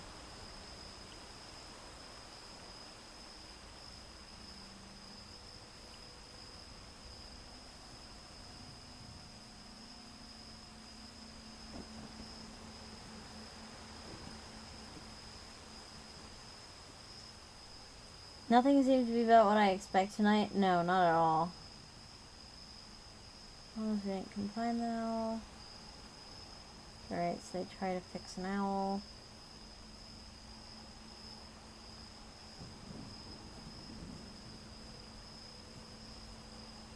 Okay, this is kind of cute.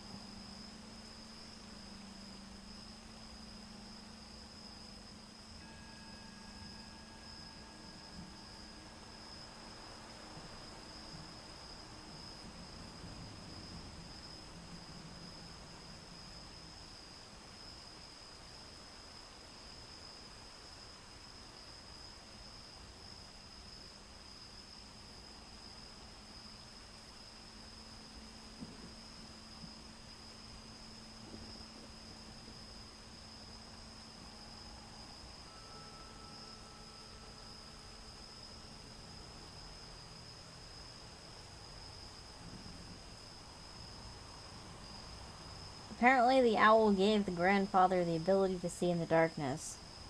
So there was a baby owlet. Grandpa and little dude saved him, raised him back to health, released the owl. The owl gifted Grandpa with good eyesight and the ability to see in the dark. That's the TLDR. I'm afraid to get emotional if I read too much about it, is the issue. And I've already had my allotted cry on stream for the month, so I can't afford another one. Ta-da! Yeah, sorry about that, chat. How are there no... Hold on. I really need to... Horror stories about birds. Is there no anthology of, like...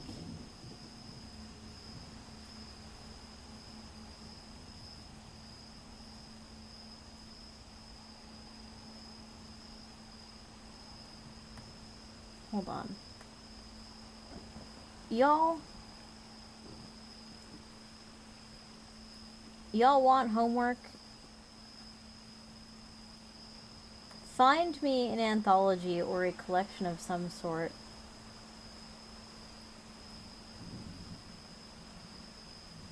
Since when did we start enforcing a limitation on feels? Oh, fuck, that's a good question. I guess I've always thought that I had one. I thought, like, if I was too dramatic and cried too much or whatever, people would be like, yeah, this person's full of shit and leave.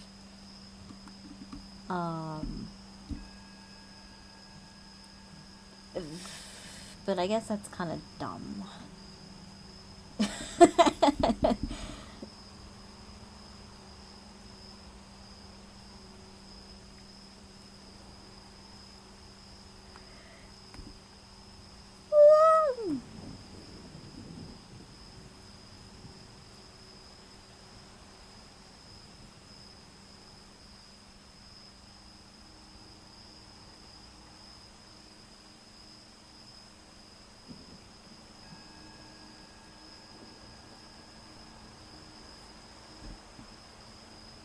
Leaves, you fuck. Grandma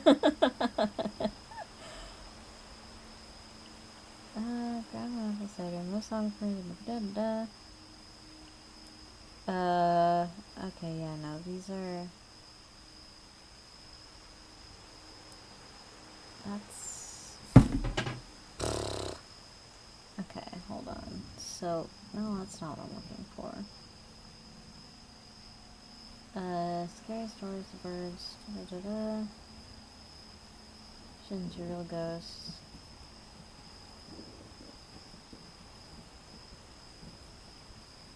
Okay.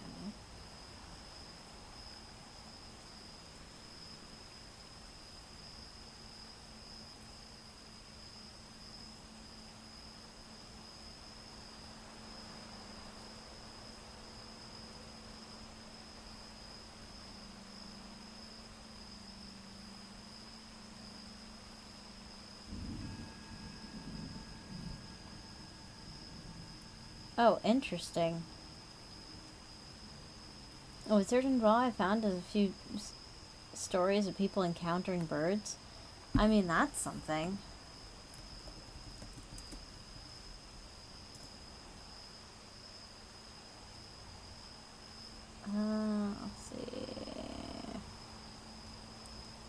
That's a thing. Birdist, a website about birding. Scary birding stories. God damn it. This thing keeps falling. Alright, Halloween is the only one.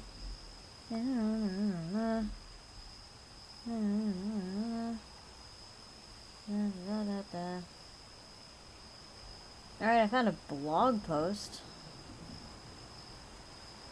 Literally what I found. Oh, okay, cool. I just found that too. Okay, let me try.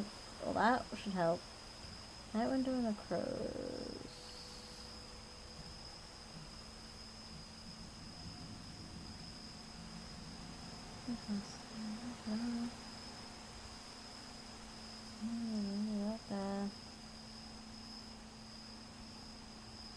Yeah. Okay. Ghost story. Birds. I'm still looking. Ghost birds. Creepy bird appearances in literature.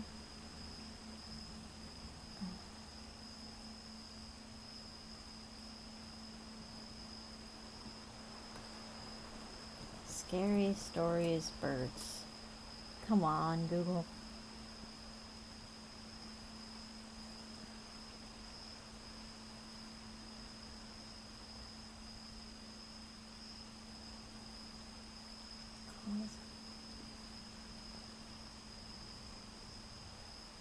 Hmm.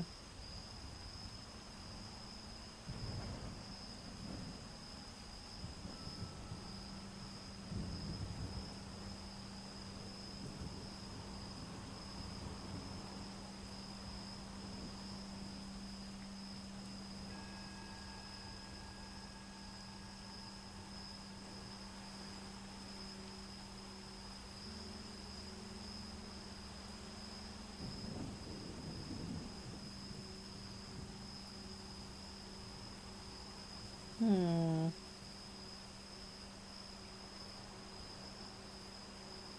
Okay, hold on.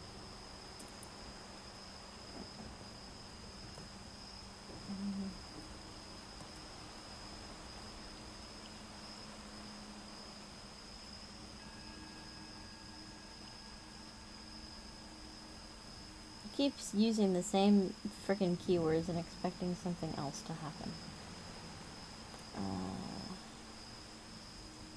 Stories about birds.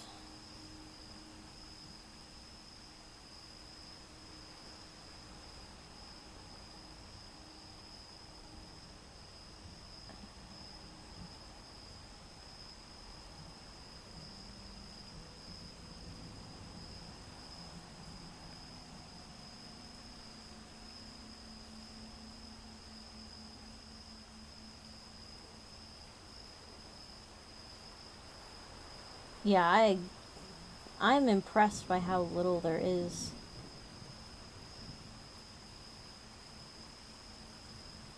Turns out most ghost stories are about people. Okay.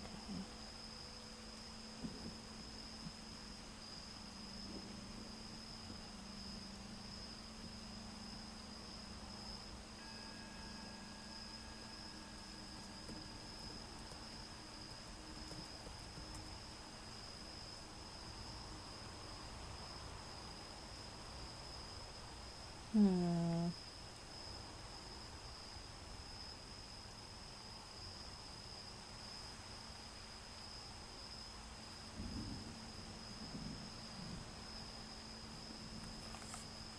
I'm a looking. Crows, owls, vultures. Well, Edgar Allan Poe, obviously.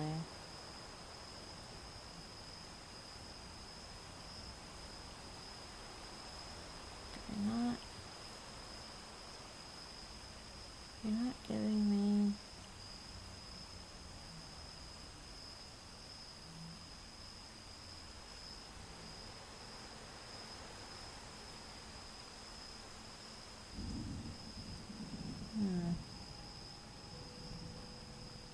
What a missed opportunity. People should make more horror stories about birds.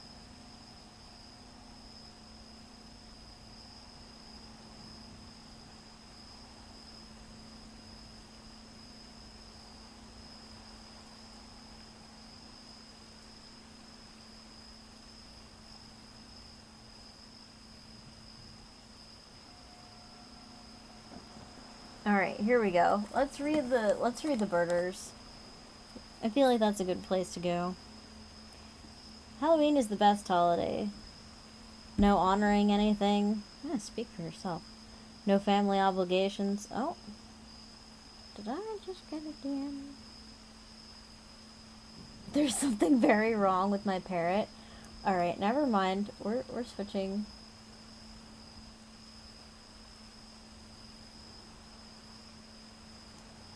We're switching. Hold on, we'll go back to the birders. I have an African gray parrot named Perry. He's been part of the family for 25 years. Those fuckers can live up to 100. I've known him my whole life. Damn straight you have. When my parents were alive, they taught him a bunch of words and phrases that he'd always make us laugh. Lately, though, he's been saying things we never taught him. Certainly not things we'd ever say, either. Nancy, my wife, was in the kitchen with her friends the other day, and they all heard Perry squawk, "It bathes in tears and rains beneath our feet." They all laughed and wondered what the hell I could have been watching on the TV for the bird to pick up a phrase like that. They continued their lunch, but 10 minutes later, Perry started again.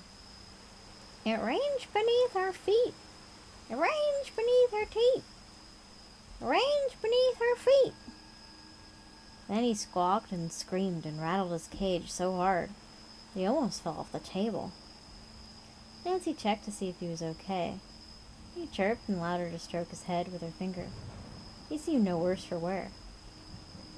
That night, after I had gotten home and Nancy had told me about Perry's weirdness, I let him out of his cage to fly around the house.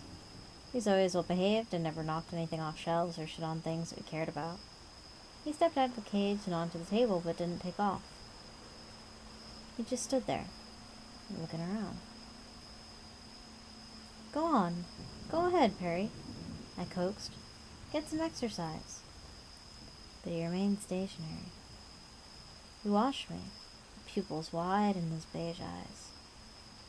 "You okay, buddy?" I asked. I was concerned for the little guy. He'd always been in great health and never acted weird. This was entirely unlike him. Perry cocked his head and stared into my eyes. For some reason, I felt a chill run down my spine even before he spoke. Like I knew he was about to frighten me. In a deep tone I'd never heard from him in all my years, he uttered, "Beneath your feet." Something knocked on the floor directly below where I was standing. I jumped about a mile and stepped away from the bird, but hadn't moved. "Still beneath your feet," he said. The knock came again. It was 100 times louder and so powerful my ankle twisted under me and I fell sideways onto the couch.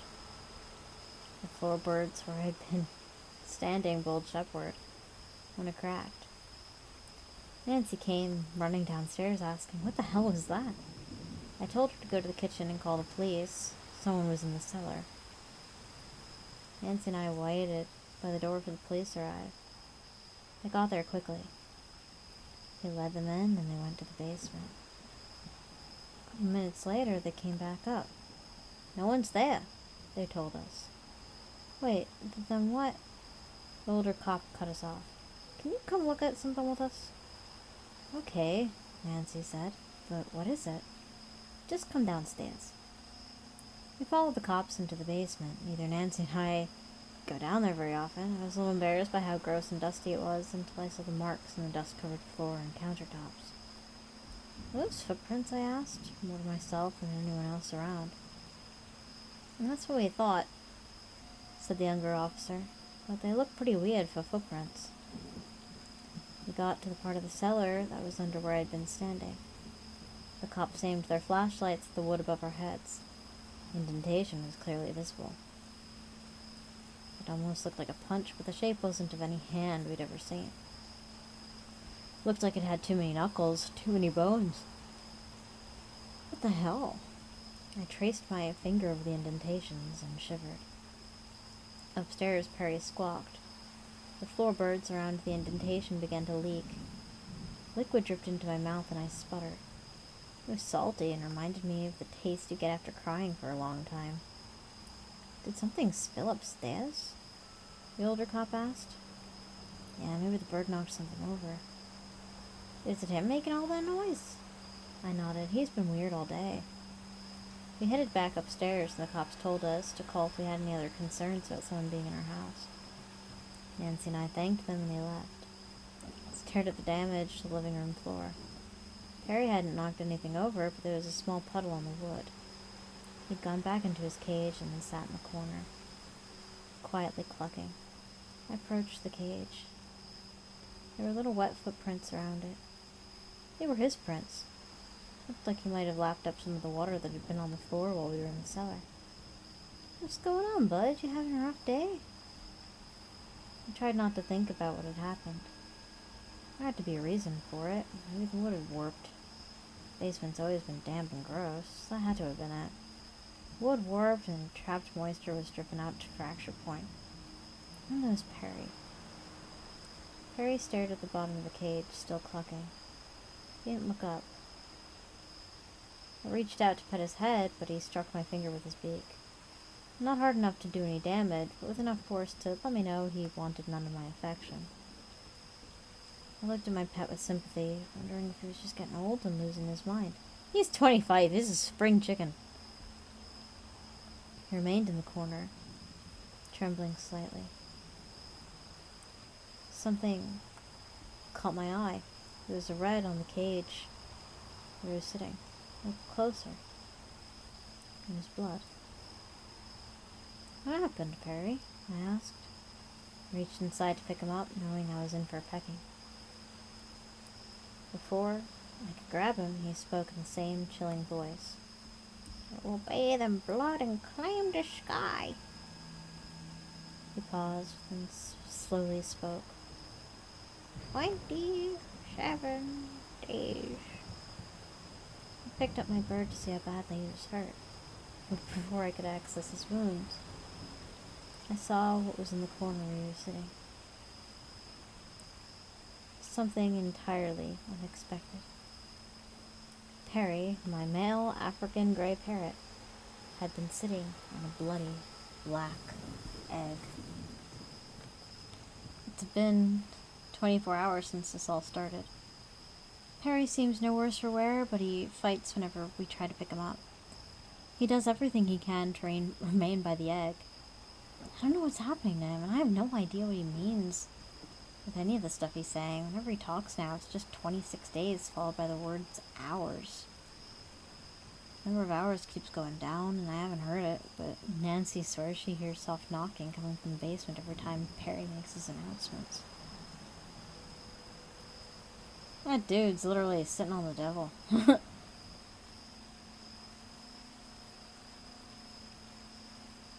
Okay, see? This. This is what we need more of. This is what we need more people to write. This is what I was looking for. Good job, Sassy. Sassy gets appreciation points. Dun dun dun! Yeah, there we go. How'd you find this?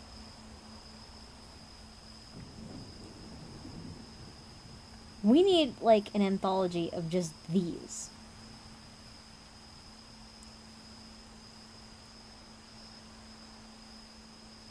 This. This is what I want. This is what I need.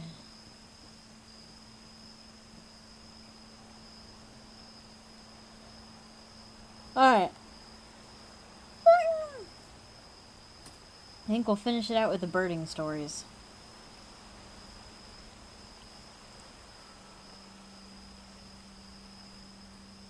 Okay. This one is from... yeah. Well, I have no idea where it's from. It's just from that blog post. It was March 2008. Jim Brighton and I were traveling in Oaxaca. I'm sorry to everyone in Mexico. Mexico with our now wives, Becky and Colleen. Now wives? Oh, they were girlfriends at the time. Okay. I proposed to Becky on the ruins of Monte Alban on this trip. Secretly carrying an engagement ring in my backpack in Mexican markets for several days was nearly as scary as the various police shakedowns we were experienced trying to get in and out of Mexico City. The following experience was much scarier.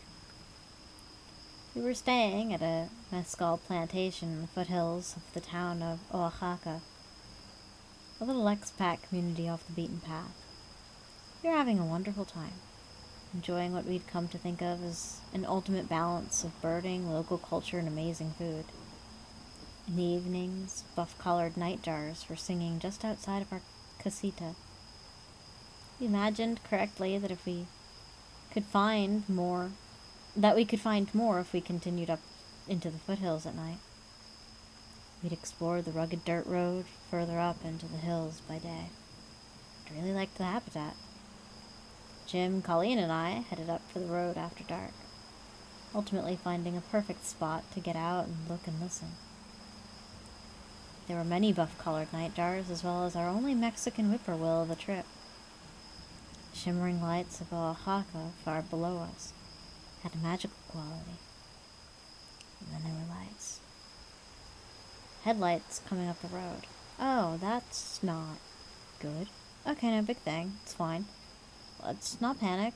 The truck stops down the road from us and just sits there with its lights on for an agonizing length of time. The road we were on was a dead end just up a hill, so we could only wait for them to drive down and explain ourselves. We were just out listening to the birds after all. We consider waiting and then break into the anxiety of the uncomfortable situation. As we get in the car and approach them, we'd been confident that they were waiting for us. We stash wallets and cameras under the seats. Our hearts sink as we approach. They turn on a big light and a dozen men with guns jump out and approach the car. Jim and I can speak survival Spanish, and we used everything we had. No hay problema, está bien. Nosotros estudiando aves. They're speaking quickly and we're struggling to pick up whatever we can. It's not feeling good at all. We're certain we're going to be actively liberated from at least our car and possessions. We can do nothing but stick to the party line, mentioning specific plantation and its owner by name. We start picking up the word oh God, I'm so sorry for anyone who speaks Spanish. Revolucionarios. And use our best caveman Spanish to insist that we are decidedly not that. And then someone laughs and the tension breaks. It starts to dawn on us what's happened. Oaxaca has recently been through a very real civil war, and this area was in the thick of it. The expats had told us many stories. When a vehicle drove up into the hills after dark, someone must have called the local posse to go check it out. They followed us closely down the bumpy road and back to the agave plantation, and we'd periodically hear the boys laughing and yelling from the back of their truck. They made a bad joke, like, "Oh, a toad, should we stop?" In a long moment of silence, I remember Colleen saying, "Wait till I tell my father." There were definitely a couple stiff drinks, and we were safely back at the plantation. Colleen still said yes when Jim proposed to her a couple years later at Machu Picchu. And that was the time we were accosted as revolucionarios in the foothills of Oaxaca. My heart rate is up even a little after typing the story. Okay, that's not scary birds, that's scary people. Alright.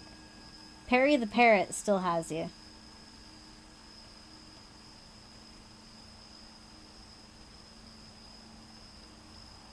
Alright, here's from Rosemary Moscow. Also the Bird and Moon artist. If you haven't already, You should definitely check out Bird and Moon. Bird and Moon is delightful. Fucking why? Copy link address. Paste link address. One summer I was volunteering with Urban Peregrine Falcon Watch. The peregrines had nested high up in an office building, as they usually do. We were watching them from about a block away using scopes and binoculars and taking meticulous notes. At one point, an official watch person asked if I wanted to join him and headed to the roof of an adjacent high-rise to get a closer view of the nest. I said heck yeah. So there we were, looking across and down the big female peregrine and her huge fluffy chick. It was a stunning and unusual view, but not nearly as amazing as what happened next. The official watch person had been keeping an eye on the male, but somehow the bird slipped out of his view. Where's the male? He said. Uh-oh. The next bit is a blur because I looked up to see a pound of bird rage bearing down on me with the speed of, well, the fastest frickin' bird on Earth. The eyes, those eyes weren't just angry. They were filled with the rage of every bird throughout history who has ever had an egg stolen or a chick nabbed. All the rage distilled and purified and focused on one small and relatively weak ape. Me. I threw myself back toward the exit, seriously bruised my arm on the way down, but I closed the trap door before the bird could decapitate me. I'm pretty sure the official watch person never took someone up there again.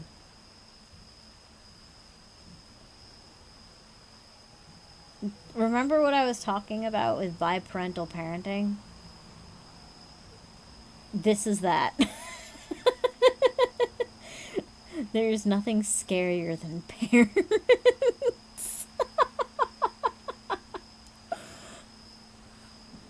Alright. The next one is from Nicholas Martens. My nerves were already on edge when the hooting started. It was just after midnight, and I had finished watching a horror film a few minutes earlier, by myself, somewhere in the marsh that our apartment overlooks. A great horned owl was calling in complete darkness. Woo, woo, but better. For some reason, I decided I was going to find it. Oh yeah, this is a birder. I threw on my sneakers, grabbed a flashlight, and headed into the hallway. The whole light overhead was flickering, instantly transporting me into the scene of my very own horror film. It's just what my nerves needed. I proceeded down the quarter-mile stretch of unlit boardwalk. As I advanced, step by step, I could hear the owl more and more loudly. The boardwalk ends when it reaches an island of several dozen tall pines, towering over a thick swath of smaller palms and cypress trees. Although it was clear night, there was no moon, and the pitch blackness of the island hung in front of me against the starry sky. By this point, I was able to tell that a second great horned owl was calling from a long way away, and that mine was answering from somewhere within the trees. I didn't dare trespass onto the island, which I considered was rightfully the owl's. But I stopped and listened for several minutes, transfixed by the owl's eerie grandeur. The racer versus rat snake comment looks like looks like it's perpetually realizing it's a snake. I don't think I've seen that one. Hold on, I gotta go find that now.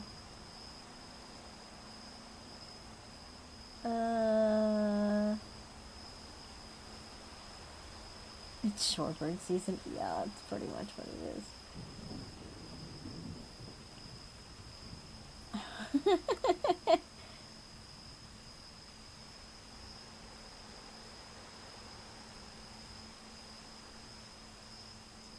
Trying and failing to see.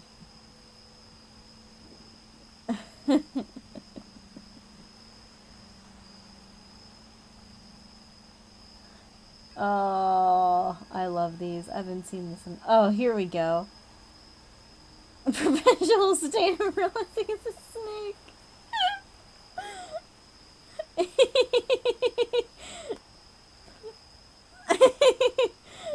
Oh, I gotta... Hold on. I gotta post that to the server. What am I doing? Here I am. Okay.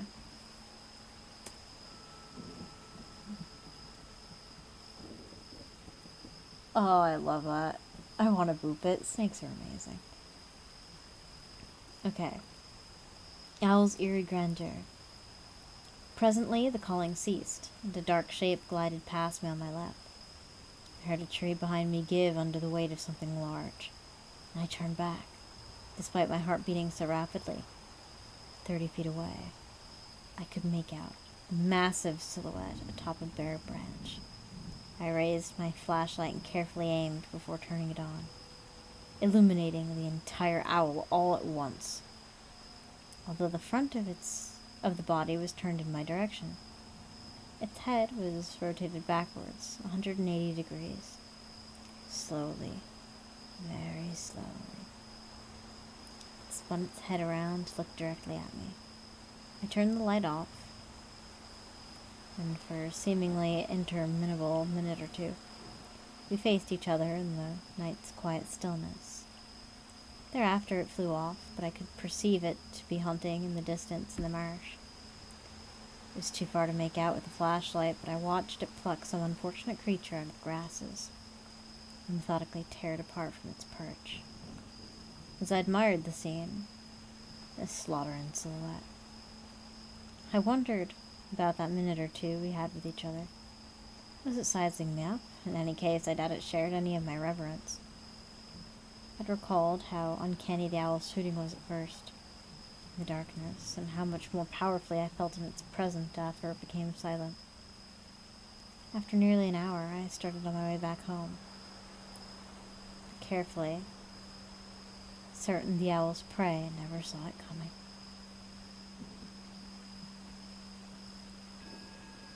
Alright. TLDR, I saw an owl.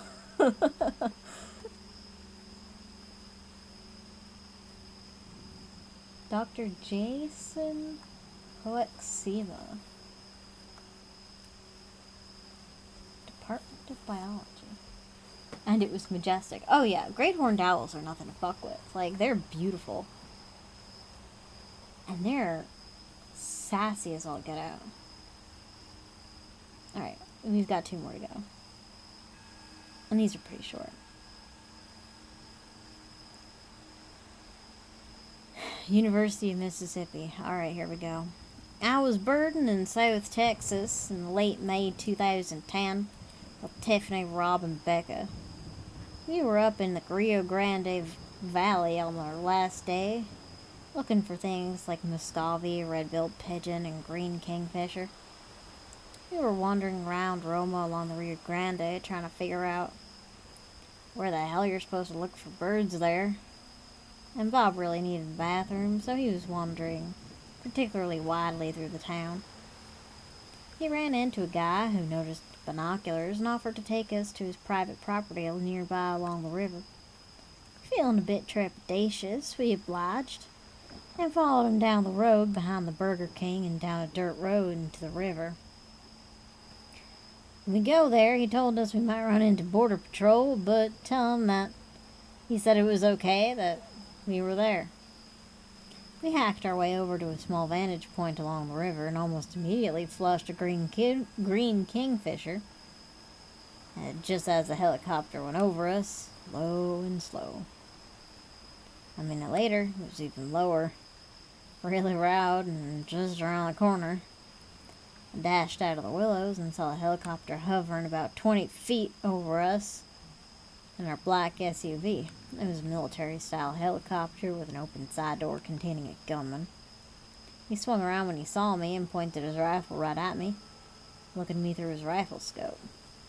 I took off my hat to show my gringo face and wildly waved my binoculars, hoping he didn't friggin' shoot me. Once they realized we were just dumb burgers, the copter sped off. A minute later, a pair of Border Patrol officers drove up and told us they were looking for some illegals who had just come through the area, and that they hated to disturb us, and would we mind going somewhere else to bird? Yeah, no problem. How's that? How about that weird riverside dock at Chapino? It's about to collapse, or the Falcon Lake where the guy was shot by the cartel a few years ago. Or maybe just go get lost wandering around trying to avoid the dogs and find a river across at Santa Margarita Ranch. The Rio Grande Valley away from the coast is a kooky place, man. Birding Patagonia Sonoita Creek Preserve with Tiff in August 2009. After an unsuccessful just a few days late trap for rufous-capped warblers, we decided to walk the outer loop on the way back to the preserve entrance. As we rounded a corner, we spotted 4 guys huffing it through the woods, away from the trail. Each had a gallon jug of water in both hands and gigantic cube-shaped backpacks jammed with God knows what. They saw us, too. They didn't hesitate, just kept moving, hoping or assuming we wouldn't do anything. They were right. Later that same day, we'd just driven through Tombstone on our way around the southern end of the Chiricahuas, headed for Portal. Rather than go all the way down to Douglas, we decided to cut across the foothills on a state road from Highway 191 to Highway 80. We've been driving along for about 10 miles into the middle of nowhere, headed east, passing perhaps one ranch and nothing else resembling civilization in any way. We came up on a UPS truck, parked off the side of the road with its headlights on and facing the road. No one's visible in the cab. Now, I don't know what a UPS truck is doing out there. It's not delivering packages. We hit the gas and sped on past. Have we seen too much already? And this one is from Nick Lund, the birdist. I was visiting Jason Hoeksema? I don't know. The southern dude. This April, and we were out birding. My favorite of all spots. The North Mississippi Delta. We were peeling down from Memphis, right along the river, looking for, western kingbirds and Mississippi kites. Near the river, a big, huge levee runs south, protecting the floodable land from that huge flat agricultural lands and casinos that make up the former floodplain, and that are so good for geese and migrating shorebirds. Along the top of the levee runs a dirt road. For Jason and I, access to this road was a little bit uncertain. Uncertainty and quasi-trespassing are part of what makes birding the Delta so exciting. There were no gates or signs keeping us out, but no clear indication of whether we were allowed down there either. And Jason said that Mississippi birder lore holds that it's only hunters that aren't allowed on the road. Birders are fine. We convinced ourselves that we wouldn't be hassled and headed down the levee, scanning the cropland to our left and the thick forests on our right. Not far down the levee we saw a crop duster working on the fields at the base of the levee. A bright yellow plane, laying down strips of white powder. Whatever, going about its business. I took note as it made pass along the field and blew behind us to turn around. I don't see a lot of crop dusters in Maine or D.C. We kept our eyes out the windows for birds. A second later, a roar erupted overhead. It came suddenly and was almost certainly deafening. It was the plane, of course, about 10 feet over our car, letting go of a fine load. A fine, white, powdery whatever it was in a cloud over our heads. Dive bombed. I think Jason got a quick middle finger off before we cranked our windows up to avoid inhaling or touching whatever the white stuff was. We pulled off down the levee. He was trying to tell us we weren't allowed there. He was just a complete jerk. I kept moving, keeping one eye in the sky for birds, and another for crazy Delta Renegade crop dusters.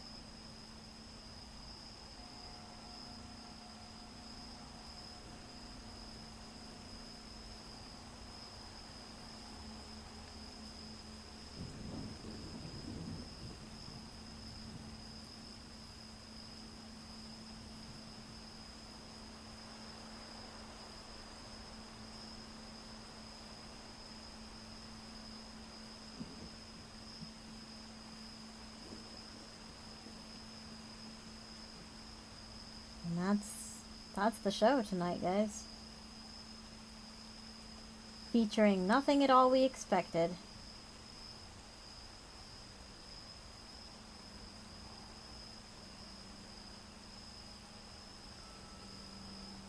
Alright. Everyone's homework is that we need to find more bird stories. I'll look too when I get the chance.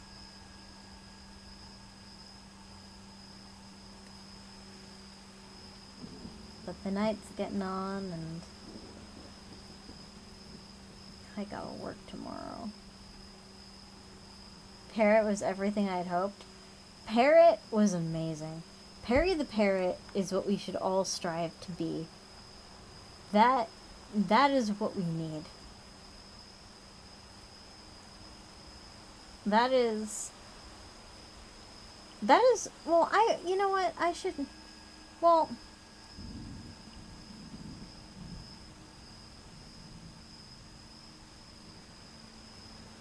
nothing beats Parrot, but I think the story that I wrote about the crows, what was it, last year?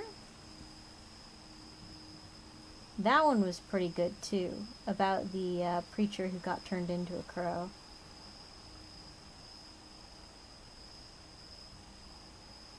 We need more of that.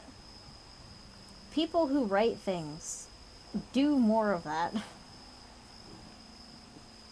Because Lord knows I suck at it, so be better than me.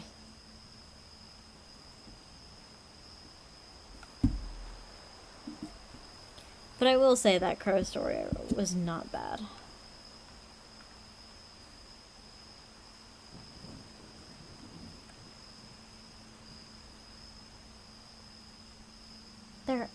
You know what, after I end stream, I'm gonna do some more hardcore research. I have a 5K and then dinner with my sister and her new boyfriend, so tomorrow should be interesting.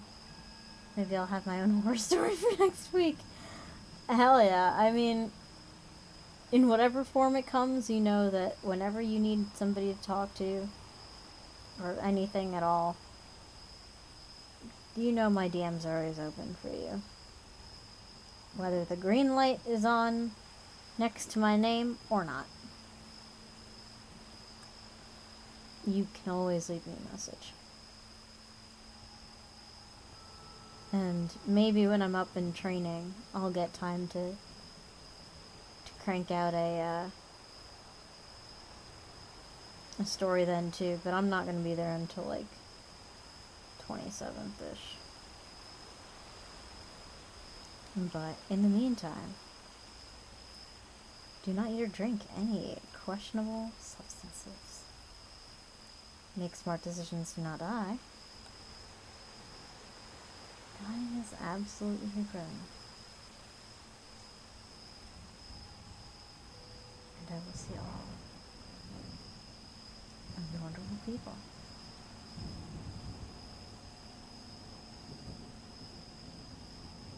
At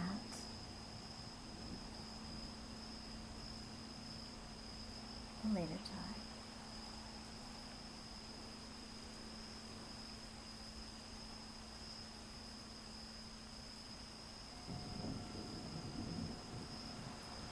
Take care, guys.